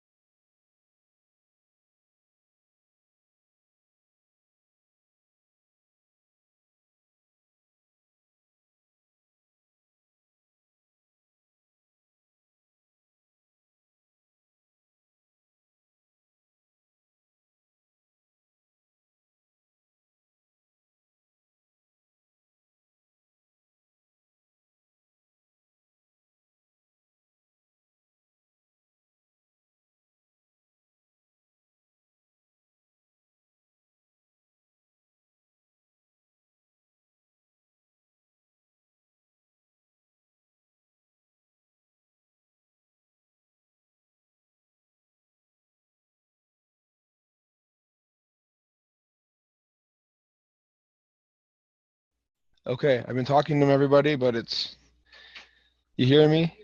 I unmuted myself. We're good. All right. Thank you, Terry. All right, so we're back for Valentine Turf Talk with Bill.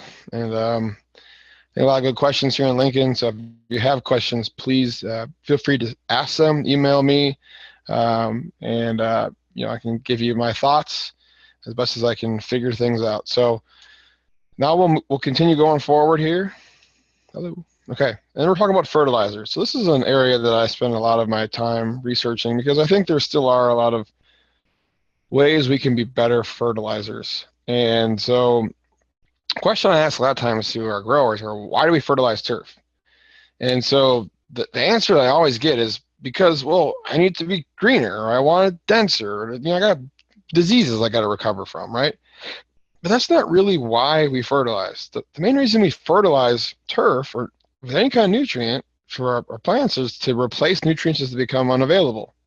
So that can be unavailable through leaching, which is nutrients moving out the bottom of the system and being lost to groundwater. It can be volatilization, which is we put down fertilizer and it volatilizes off into the environment, or denitrification, very similar, where you have wet soils and it's hot and nutrients are just lost to the air.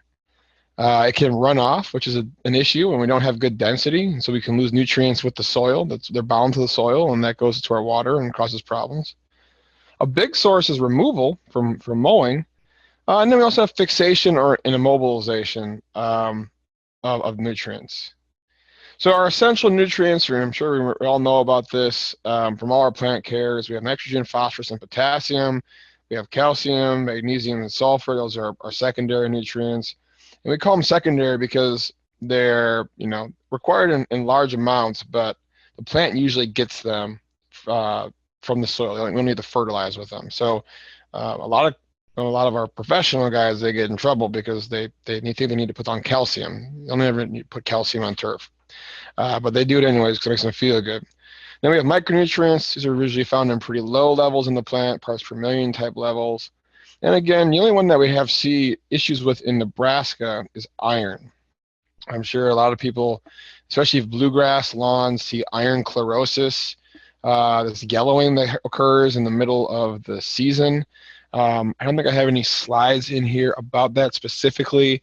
I'll just say something about it really quickly. If you do have that occur frequently, what happens is in the middle of summer, the bluegrass roots get really hot and the soils are wet, and they naturally have their little chelates that can go out into the soil and grab iron from the soil and bring it back to the roots so the plant can use it. When the roots get really hot and start to die, then those little chelate molecules stop to be produced at high levels, and so iron issues start to show up. And it's iron because if you put nitrogen on it, it doesn't green up. The iron is the most limiting nutrient, and so we see this yellowing going on. So if you have that, happening a lot, what you want to do is do preventative applications of iron sulfate. Preventative. You can't do it curatively. So if you got an issue all the time, iron sulfate is what you need to use to do it. So 1 or 2 applications before you see it show up with a couple ounces per 1,000 square feet of iron sulfate can really help to mitigate that problem. But we talk about secondary nutrients and primary nutrients and micronutrients. They're all important. Turfgrass growth rate is limited by the most limiting nutrient. So we always use this von Lieberg's law of the minimum to describe nutrients in plants and thinking about fertilizer. And so you think about this barrel. It's this analogy where we have a barrel here, and you have different nutrients. You got calcium, iron, copper, zinc, manganese, phosphorus. And then we have the lowest slat. And in turf system, it's always nitrogen. It's the lowest slat. Not always, but 95% of the time. When we have iron deficiency, though, iron is the lowest slat. So if I'm starting to put water into this barrel, it can only fill up to the capacity of the lowest slat. That's kind of what we think about. So nitrogen is usually the one that is the most limiting of nutrients. Okay, what would be a timing for iron sulfate preventatively? If you're trying to solve it preventatively, I think I mean, you all kind of know your parts of the state when you'll see it really show up. But when the heat starts to come in, generally like one application in June, probably middle of June, and then maybe another one in middle of July. It is a salt, so you don't want to do it in the middle of the season. It's got a low salt index, but still, I would, I wouldn't want to do it when it's really, really hot. So if you get a cool spell, or get some rain coming, you get a little bit of iron sulfate down, I would do that to help be preventative. And that way you're building it up in the leaves. So when the roots start to struggle, it can rely on the iron that it already took up earlier in the season. So iron sometimes is the most limiting nutrient. Nitrogen most typically is the most limiting nutrient. So we're really going to focus on nitrogen management for our lawns. One thing that's unique about turf and other ornamental crops relative to agricultural crops are we don't fertilize them to maximize a kind of economic or total yield, right? So this is actual clipping yield from this is Kentucky bluegrass. We have clipping yield in the bucket, and this is how much fertilizer. So this is how many apps we're putting down a year. This is 16 applications of fertilizer, and we're just starting to see the clipping yield reduce. If this was corn and we were trying to maximize economic yield, we'd probably be fertilizing with like 10 or 12 pounds of fertilizer somewhere over here. We're not. We're fertilizing between like 0 to 3 pounds of fertilizer a year in most lawns, highly maintained, highly trafficked turf, maybe 3 to 6 pounds. So we can't just try to go for a yield goal. So that leads us to this kind of Goldilocks approach for fertilizing. If yield's unimportant, then we're looking at other things. We're looking at the quality of turf, and that goes back to what your expectations of quality are. How's the turf performing? If it's a putting green, you don't want it to grow too fast because then the ball's going to roll slower across it. If you got a lot of weeds, you're under fertilizing, so you have higher density, so you keep the weeds out. And because of that, most of our recommendations are historical. So you'd say a lawn needs 4 pounds of N a year, or a lawn needs 2 pounds of N a year, and that's problematic. When we put down too much N, for example, say, we were putting down 4 and a lawn only needs 2, we see reduction in root growth because we stimulate a lot of shoot growth, and energy that would go down to make roots now goes to make shoots. And I don't want to make shoots. That means I got to mow it more, right? That's stinky. So then you got, excessive thatch development. We kind of showed that already. Again, with too much watering, too much fertilizer leads to thatch. So thatch is a good indication of over-fertilizing. Especially if you know you're not overwatering. Increased mowing requirements, and then a lot of diseases. So I heard it during break about brown patch always coming on in the summer fertilizer application when it's wet. Well, there's some reports of a higher propensity for brown patch to show up when you put down a lot of fertilizer and water in the middle of summer. And that's excessive. If that lawn, though, is deficient in fertilizer and it needed some more fertilizer in the summer, then we probably wouldn't see this brown patch spike. And so that's why we see some differences in the research literature. If you got a lawn that needs a lot of fertilizer and you fertilize it in the summer, brown patch doesn't go crazy. If the lawn is already well fertilized, it's got a lot of organic matter there, it's releasing in the middle of summer, you put more fertilizer down, now there's more than it needs, and we see this big surge in brown patch or gray leaf spot diseases. Not enough is the other situation we heard about during break. Haven't fertilized very much. We see reduced shoot density, which leads to weeds and clover coming in, more reliance on pesticides. If it's really bad and a lot of weeds, you might have to completely renovate the lawn. If it's a playing surface, it could be unsafe because it gets hard and there's not enough cushioning there for our players. It's unattractive. And then certain diseases like rust, red thread, and dollar spot start to become problematic because the grass just doesn't grow fast enough to mow through those particular diseases. So when we're dialing it in, we got good green color, we got moderate amount of growth, we got some good tolerance to environmental stress, not too much growth, not too little growth. We have high shoot density and a nice vigorous root system with a potential to really recover from stresses that it's under. So nitrogen cycle is really, really complex. And so that makes kind of scheduling our fertilizers really a challenge.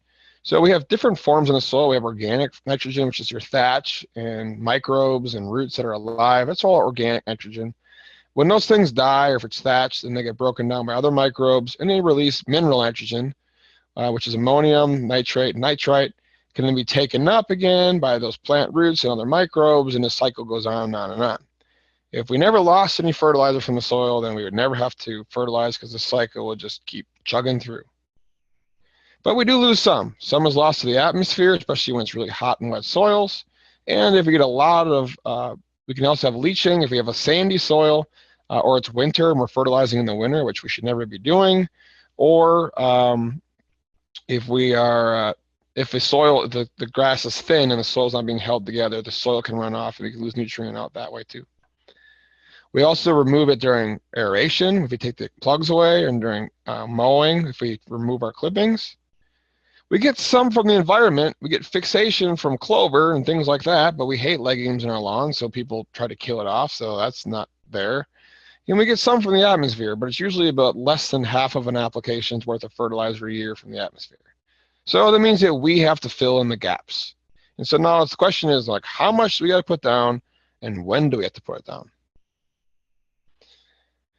The when part is, the how much is kind of complicated, because this is a research from Rock on putting greens, but it really shows what's going on as any kind of turf stand ages. So year one, look at the mat here. There's not much organic matter in the sand.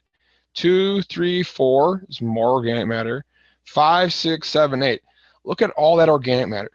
That organic matter is actually, we talked about soil health is good, but it's another source of fertilizer. So in year one, you don't have a lot of fertilizer in that soil. Year 8, you have a lot. If it's a lawn that's 30 years old, there's a lot of organic matter in there. That's natural fertilizer that's going to break down with time.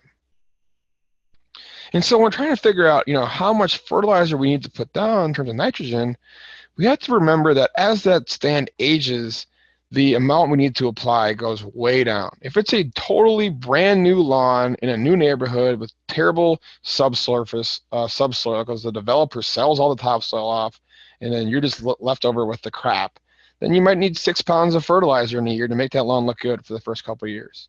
If it's a nice soil, maybe it was a lawn for the last 20 years and you just renovate it, you may need 2 pounds of fertilizer. If you're an established lawn, you might need 3 pounds of N, depending on the cultivar and the variety in the soil. You might also need 0 if you have a nice fertile soil and that cycle's going on naturally. Again, bluegrass and ryegrass are going to need more than tall fescue, so the timing is kind of the critical thing. So you can see like the bluegrass, it only needs a little bit more, and it's kind of average lawn, high maintenance. Again, I don't like these, but I put it in here so you have some kind of reference. To me, if the grass looks yellow, fertilize it. If it looks really green, don't fertilize it. To me, that's the most simple. And I'm thinking about timing. When would I do it? If I'm a cool season lawn, number one most important time to me is late season, because the soils are cooling off. The breakdown of that natural soil night fertilizer and thatch is going to be slower and slower. And so I like to use an application of fertilizer for my cool season lawns sometime in like late August, early September. And I want it to be about 50% slow release, 50% quick release nitrogen. So this is water soluble nitrogen. This is water insoluble, or WIN sometimes, nitrogen. You'll see it on the bags, look for it. You want it to be about half and half. That's going to give you a nice 8 to 12 week release out of that fertilizer. To me, the second best time to fertilize is honestly late April into May and even into early June, because we see an initial spring green up and we don't want to fertilize then because the fertilizer is already in the soil from the winter, from the freezing and the thawing cycles, and the microbes are getting turned over from the severe winter. And so when the grass greens up, it just usually explodes out of the ground because there's all that turnover in the soil. But then once that's done, it kind of gets this little lull. And that usually happens in like late April, generally even like mid-May. So I like to use a balanced source in early May to kind of get me through that lull from May until June. And then when it gets hot again in the midsummer in July and August, we actually see some of our fastest growth rates. Even though the textbook would say it's not supposed to occur, that's generally what happens. If you have a lawn that needs more fertilizer than that, other important times would be like a midsummer application in mid to late June. If again, it's a new, and especially for a newer site that doesn't have much organic matter in the soil already to rely on. And you'd want to use a slow release or organics for nitrogen source and water it in, and don't apply it to drought stressed turf. And again, if you have a variety that you need to fertilize a lot, the last thing you want to put down would be a mid-fall, which is mid-October or even early October, 100% quick release. You don't want to do it too late. The old recommendation was you put it down on Halloween. That is not a good recommendation. It was one of those things that got into the textbooks.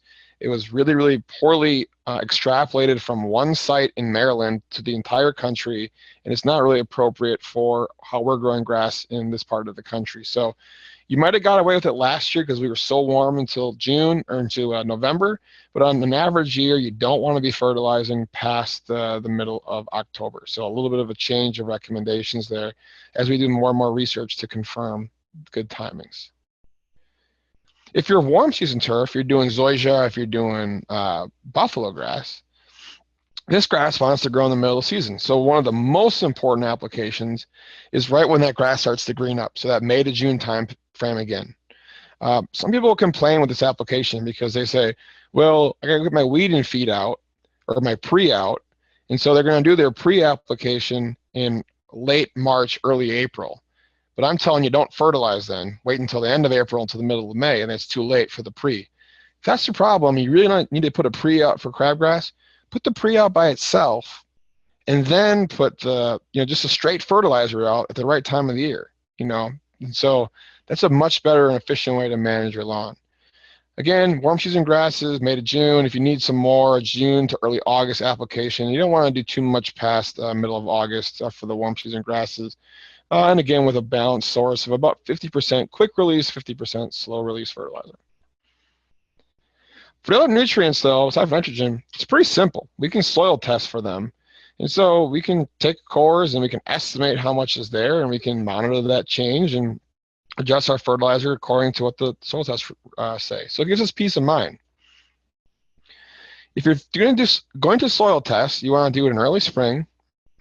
You want to do it from representative areas. So, if you got part of your property is different soil or different slopes or managed differently, test that differently than areas that you would manage in a different way.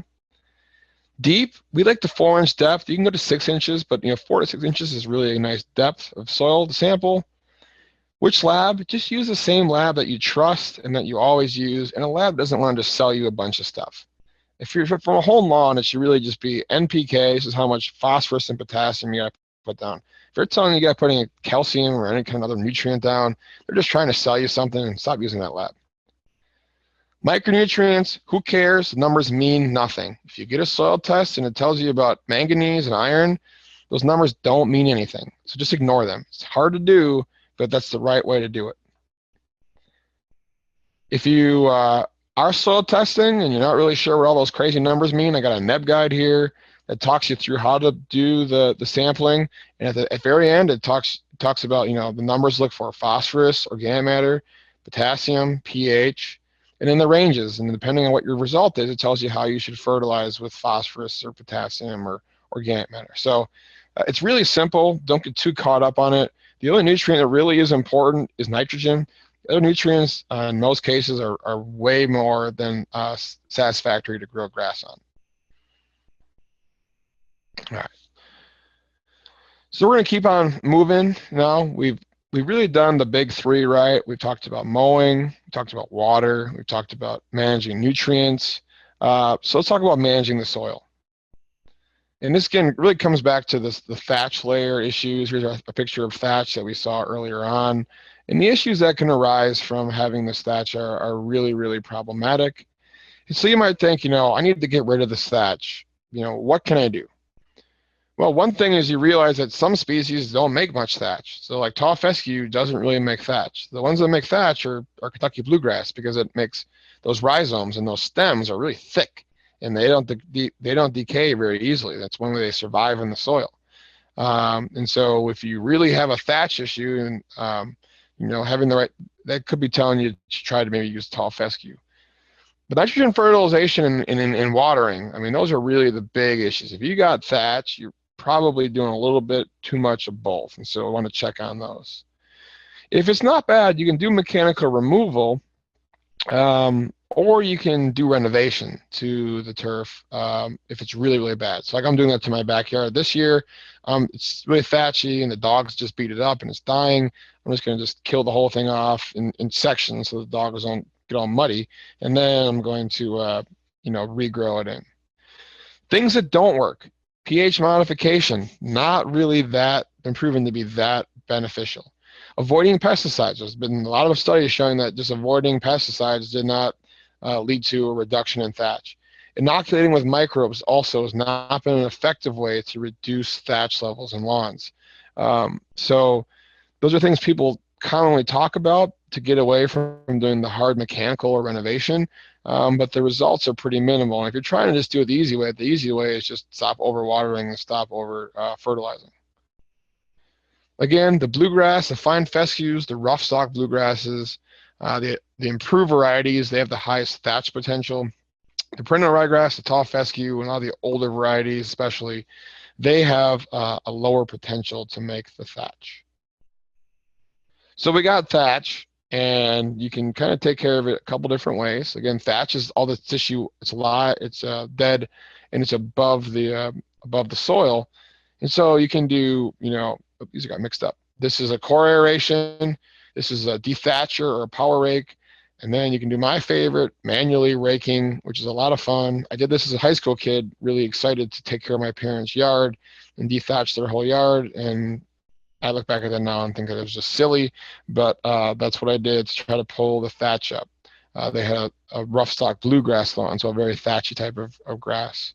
And they can be pretty effective, but they can be effective for different reasons. So let's look at our power rake. The power rake has these little pieces of metal on it. They can flail around. And you know that bar spins vertically. Those little pieces of metal get in, and they pull that thatch up. So then we can mow it off and bag it. And that's one thing I do like to bag is if you're gonna go, you pull the thatch up, you hook your mower up, you mow it over, you put it into the bag, and then you get it out of there. Because again, it's not going to decompose very easy, so you can't just mow it. You need to get rid of it, either rake it or mow it off. You can overdo it. You got to think about this. There's a lot of biomass there. What are you going to do with it all? But also, there's a lot of live tissue there too. And so if you're going over this area over and over and over, you can do a lot of damage and kill a lot of live plants by just beating them to death with this, pretty aggressive type of machine. And so you got to be really careful. If you are going to be doing power raking, make sure we're doing it to actively growing turf. And so, early spring when we see that big growth surge, that'd be a really good time to do power raking. I wouldn't want to do it too early. A lot of times we get excited to get out there and take care of our thatchy lawns, and we'll go out in early March when the grass is barely breaking dormancy. And you got to think, that lawn after winter is in the same state it would be after a severe drought in the summer. You wouldn't want to be doing this kind of dethatching in the middle of the summer or just coming out of drought. So why do we want to do it in March? We got to be kind of smart about it. Let the grass recover, resume growth, and then start to maybe go like one time over the turf with a dethatching rake, maybe 2 times tops, because we don't want to beat it up too much. So I saw a question. Let's see what it says. How often should you dethatch the lawn? I think you want to just look at your lawn. Just take a sod knife or something, or a trowel, just dig in. If you have less than 1/2 of an inch of thatch, or especially less than 1/4 inch of thatch, I wouldn't dethatch. A little bit of thatch isn't terrible. It's when you get a lot, that's when it's really bad. A little thatch gives you a little protection there, a little cushion, especially if your kids are running the lawn in fall or whatever. But if you start getting, 1/2 inch of thatch or more, then start judging that to determine how am I fertilizing, how am I watering, and then how much can I get away. So maybe you go over it once 1 year in the spring, you take a little bit of it out, you do it again in the fall, the weather's more conducive, you take a little bit more out then. And so that's the way I would try to approach it, is try to just keep your thatch below, 3/8 of an inch or so. Aeration. I think aeration is one of the most overrated things that we do to lawns. Because look at this. Look at that little plug. This thing's 1/2 of an inch deep. It's like 1/4 inch wide. If you calculate the area we've impacted here, it's probably like 3% of the area of that lawn has been impacted by the aeration. And then if you aerate and you go and you rake all these cores up, then there's like no benefit of doing any kind of aeration. You may do it because you're trying to alleviate compaction, but again, if you're going to try to do that, you're not going to do it by hitting a 1/2 inch deep depth of soil. And you need to have a solid vertical tine that goes 4 inches or deeper vertically into that soil and pulls it up. And so the best thing we can do to recover from compaction is let the freeze and the thaw cycles do their thing, and then not rush out to our lawn in the spring when the soil is wet and start compacting it to heck, right? So that's, I wouldn't do that. However, if you do have something like I walk to my neighbor's house and the path is wearing, maybe this helps a little bit, but I think it's a little bit overrated for someone to go aerate their entire lawn if nobody ever steps foot on it, or the occasional kid runs across it. If you are trying to use it for thatch control, that could be legitimate as long as you leave those cores on top, because then those cores will slowly, fall apart. The soil will then get in between the thatch. The soil's got microbes. The soil microbes and the moisture will start to work on the thatch, and you're burying it, diluting it, and helping to break it down. So if you are going to aerate to take care of thatch, leave the cores there so they break down over time and kind of dilute that thatch and promote degradation. Here's an example then on spacing. Look at, so if we got our tine spacing on that 1/4-inch tine on those 2.5-inch spacing, which is very typical for a rotary type, that's about 50 holes per cubic foot. And so you're looking at about 1% of the areas impacted by that particular typical tine setup. Even if it goes to a wider tine setup on that same wide, rotary type drum aerator spacing, 3.4% of the area is impacted. So very, very low levels are impacted by aeration. So again, if you're using it for thatch control, that's one thing, but to try to recover from compaction, generally those rotary type aerators aren't that effective. If we're trying to just look for any kind of benefits, again, if you do have some severe compaction where we've walked over the same spot, maybe having a little bit there is a benefit. But really the biggest benefit to me, these are the things that people will just cite all the time, increase aeration and reduce compaction. Yeah, that happens, but not from, an aeration, a solid tine. It really is trying to dilute that thatch. So timing, again, is critical. So we see this big surge in growth in the spring. Let's do it in the spring. Let's do it again in the fall. We do see a lot of growth in the summer. Our research shows that this curves aren't really accurate. We see the slowdown in June, a big surge in July and August, and then it slows down after that. So if I'm thinking about when to aerate, I'm thinking maybe early September and late April would be really vigorous growth times with pretty minimal types of stress for our cool season turf. Another thing that not really commonly done by homeowners is you can dilute it. So Rock will always say dilution is the solution of the pollution, and it really kind of is when it comes to thatch. So a lot of times in golf settings, and we have these top dressers, and we'll put sand down, and that sand actually helps to dilute that thatch, it enhances microbial activity, and we see a breakdown. So you can do this with sand. Lawns, we see a really big benefit of doing it with compost. It's just great if you can top dress compost. The problem is, how do you do this effectively? When you get a specialized machine here, you're going to get tons and tons and tons of compost to do it. But if you have a small yard and you can just take a compost in a flat shovel and fling it over your lawn and do that a couple times a year, you will see real benefits from plant health and soil health by adding that compost, because you're adding that carbon, just like the turf grasses are doing as the turf ages. Here's another example, putting compost down. You can see, again, specialized equipment, but this is really beneficial. But again, you need to put down tons and tons of material over a yard to really see the benefits from these type of compost applications. If the thatch is extreme and you have like an inch of thatch or more, grass is scalping, or it's thin, it's weedy, this is pretty much the final answer for that. And that's, just complete renovation, tilling it in, bringing up fresh soil, adding topsoil, tilling that in also.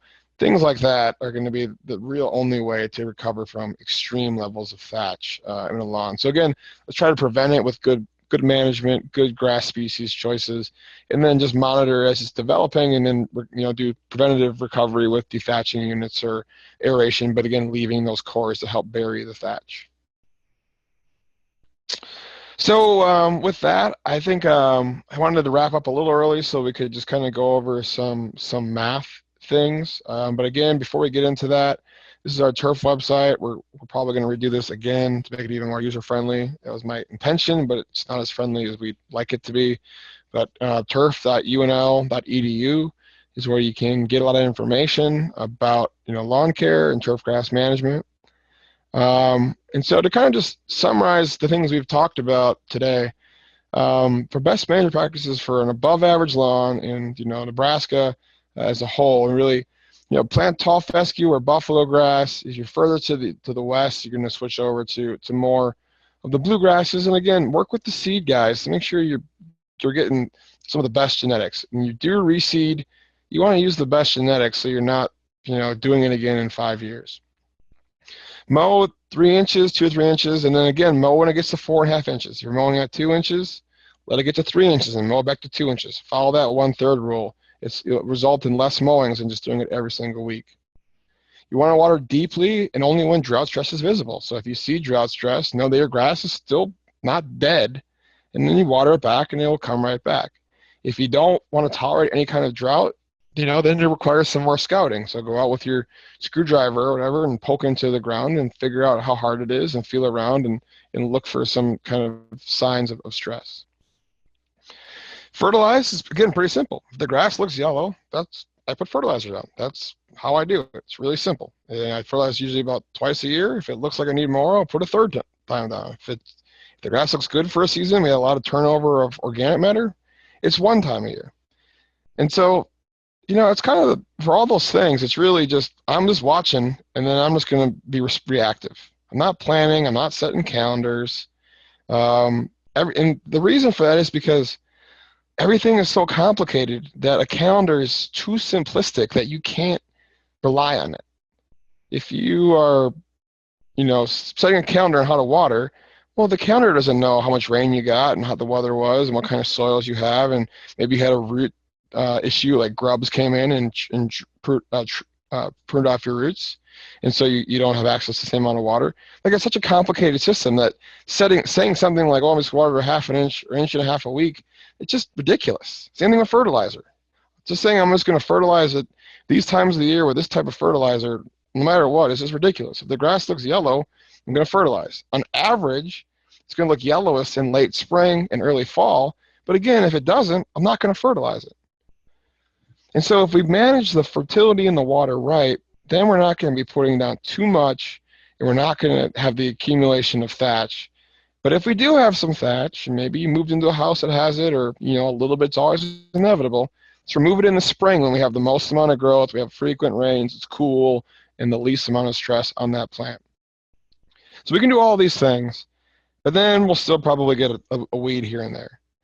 I had a superintendent in Nebraska that tells me that crabgrass, that Nebraska is the crabgrass central of the world, and I tend to agree with him. So if you have crabgrass, for example, going out with a pre-emergent herbicide can be beneficial. If you've been using a pre-emergent herbicide though for 10 years and you've never seen a lick of crabgrass on your lawn, then don't put a fertilizer or a herbicide down this year. So, because the seeds are probably dead. If you're wrong and some crabgrass pops up, well, then you can spot treat it with something like Drive. That's really safe. It's got a low environmental impact, and you can control it that way. And so, just again, being a little reactive, not getting caught in these calendars. If your lawn, just gets nailed with crabgrass, then yeah, use the pre. But if you haven't seen crabgrass for 10, 15 years, then stop wasting active ingredient and pesticide for no particular reason. If you have your annuals or your perennial weeds, when do we control those? We control them in late fall. So if you got your dandelions and things like that, violets, we'll do those in fall with an application of a 3-way mix. But if we do the fertility and the soil management and the water management right, our weed infestations are going to be at really low levels. We can even just spot treat, or what I do is I open a beer and I just walk around and pick them in the summer because it's nice out and I enjoy being in the warm weather. And then when my beer is empty, then that's enough for today. You do that for 2 weeks, you can pick 200, 300 dandelions.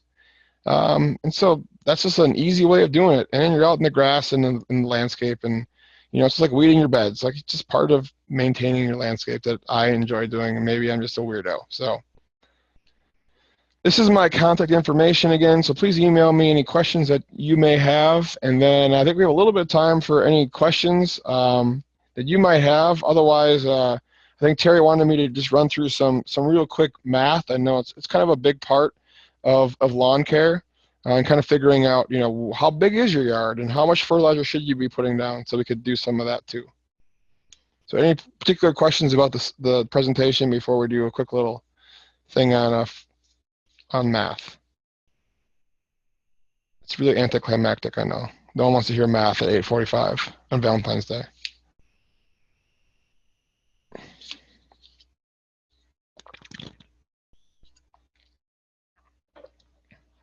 Wow, nothing. That means I was either terrible or you fell asleep.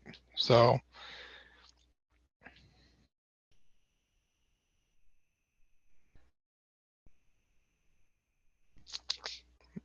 okay, here comes a couple. Someone's feeling sorry for me here. Elizabeth, I can always rely on you to ask me some good questions. We had a question about corn gluten meal. So corn gluten meal is an organic fertilizer that has been shown or was shown to help out with crabgrass. And so a lot of people will use it. It's not that good of a herbicide. There might be a little bit of a herbicidal effect from corn gluten meal that helps act as a pre and keep the crabgrass out. The biggest benefit though from corn gluten meal is it's got a lot of fertilizer value. So again, it comes back to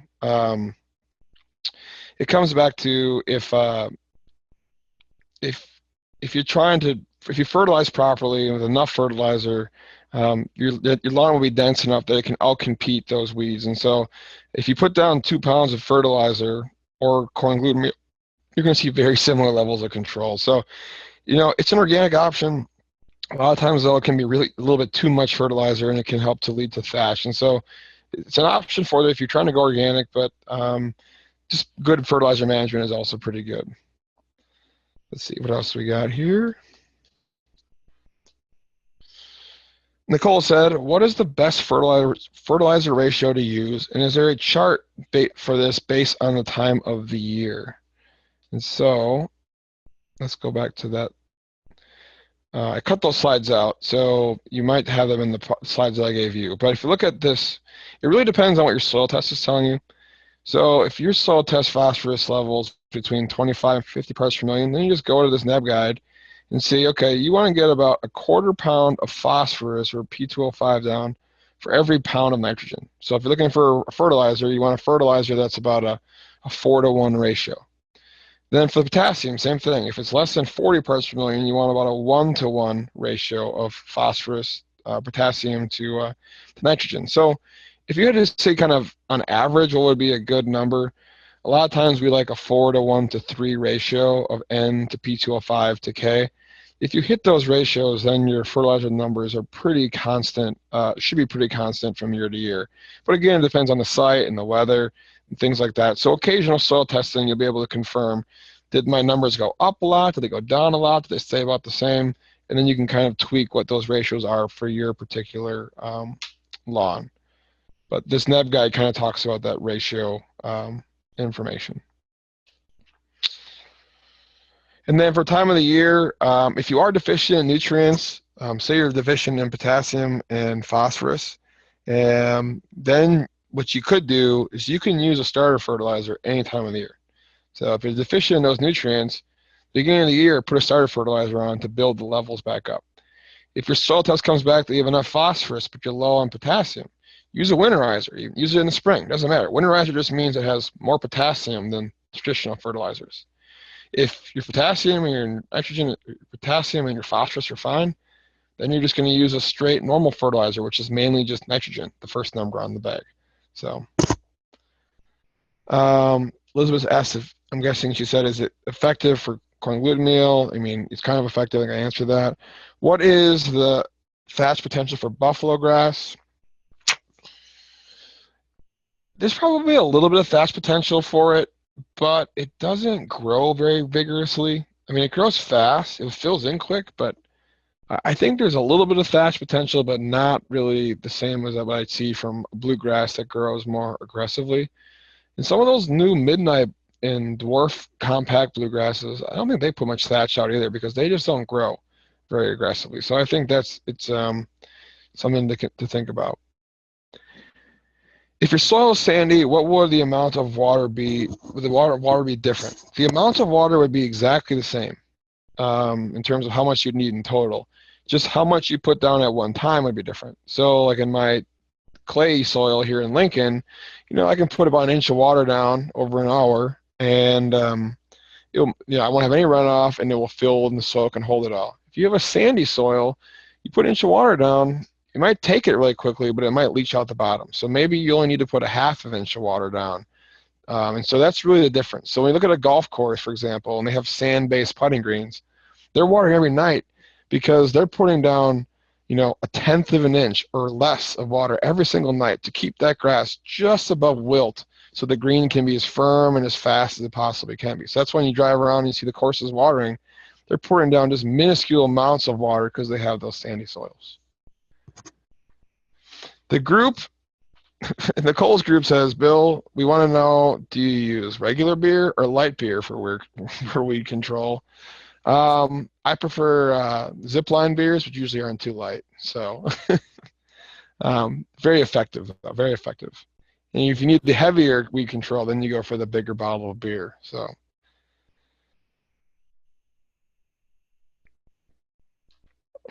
All right, so those are all the questions that I had. I wanted to just do one very quick math thing when it comes to fertilizer. So we talked about how much fertilizer to put down. Let me see if I can figure out how to pull up the whiteboard again. Somewhere in here. Come on.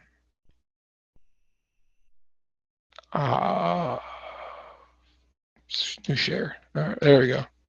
So let's just do a whiteboard quick. So if you're wondering how to put down, say, like a half of a pound of nitrogen per 1,000 square feet, the math that's required to do that isn't too difficult. So say we had a fertilizer that was like 30 to 10. So that's 30% nitrogen, 2% P2O5, and then 10% K2O. So if I wanted to have 0.5 pounds of N, then I'm just going to take 0.5 and I'm going to divide it. I'm going to have divided by how much is in the fertilizer. So, it's going to be 0.3 divided by 0.5. And so I'm going to need to put down, that doesn't seem right. I'm doing math on the fly. This is a bad idea, Terry. I'm not going to do this. So I'm sorry, friends, but this is the way to make myself look like an absolute fool here. This is really easy, and now I'm just totally blanking on how to do this.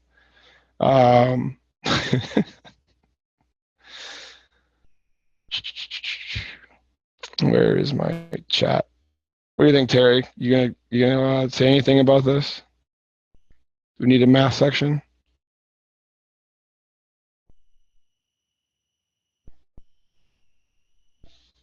That's okay. All right, thank you. This is like 9 o'clock, and I'm just making a fool of myself. Yeah, it's okay. I think we're all done. I'm done. That's it. So thanks a lot. Someone else. But thanks everybody for coming. Have a great Valentine's Day. Say hi to your sweethearts, and I'll talk to you again soon. All right. Thanks a lot. Nice class. Bye.